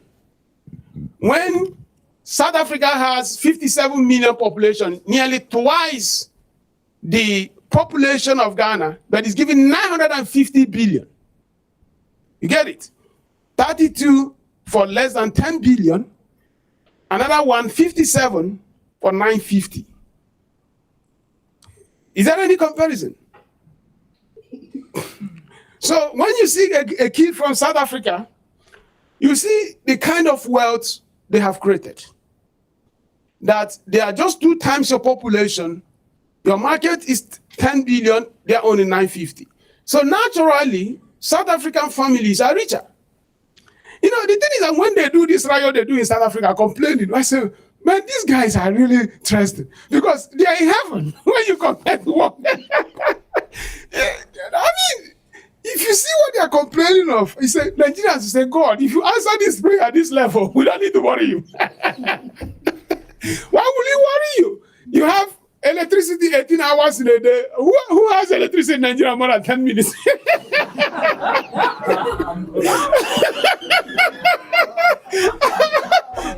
And now, and, you know, in South Africa, they say their problem is that they drive very fast, and then Nigeria, you can't even travel because kidnappers. So they're just complaining about irrelevant things. And they are so confident. You know, there is this, is it the former ANC youth guy who has his own party? They have their uniform, the red uniform. Yeah, that's my guy. Oh. The guy will listen. I said, man, I wish they can force this guy to live in Lagos for a week. He will know there are privileges he's enjoying in South Africa that we don't have. Because, hey, you can't even travel these days in Nigeria, right? Yeah, you can't. And so, but it's just terrible. But in South Africa, they are so wealthy, relatively, that this thing. So when I say that abundance is in the future, let's remove South Africa because it only has Africa in name, but it's not really African because they have gone economically far. For you to see how to turn that Ghanaian stock market from less than 10 billion to at least 300, why is somebody saying we don't have opportunity? So that it has not been done does not mean it's not possible. Somebody has to create that value. And that is also the reason why, even in our fund, we invest in a couple of, I think Revna Bio, there's one company called Revna Biotech here. We invested a lot of money in it here because we still believe, hey, if nobody has done it, somebody has to do it. And I'm hoping that so many of you over the next few years, and you take careers in Google, go there and learn as much as you can, but don't get stuck. One day, you say, Google, thank you so much for this experience and training, and I want to contribute on the other part by partnering with you. Don't tell them that you're leaving them. So you partner with them because they have enormous resources. I don't know whether they are not listed as unlimited. You know, when you want to register a company, there is an option. You can register a company unlimited. Unlimited means you are so rich. I don't know why, because they are so rich in resources that they can also help you pursue that mission you want to pursue. And by the time you do it, you know, I believe in one thing, what they call shared prosperity, and that spirit of Ubuntu. There is this word in Ghana called Sankofa. Sankofa is go back, learn, and use that knowledge to project into the future. And that spirit of Sankofa, I think it's the Twi language. Sankofa. Okay, Sankofa, yeah. That is what it takes. We have to go back and move into the future. And when we do that, we can now, out of the lagoons of Lagos to the mangrove of South Africa, it can also look into the savannas of the northern part of Nigeria, getting all the way to the Atlas of Morocco. We can see that men, women, boys, and girls, that are going to be the aspirational expectation that the future we are very, very beautiful, because young people like this will rise to the challenge. Thank you so much for the opportunity. Thank you.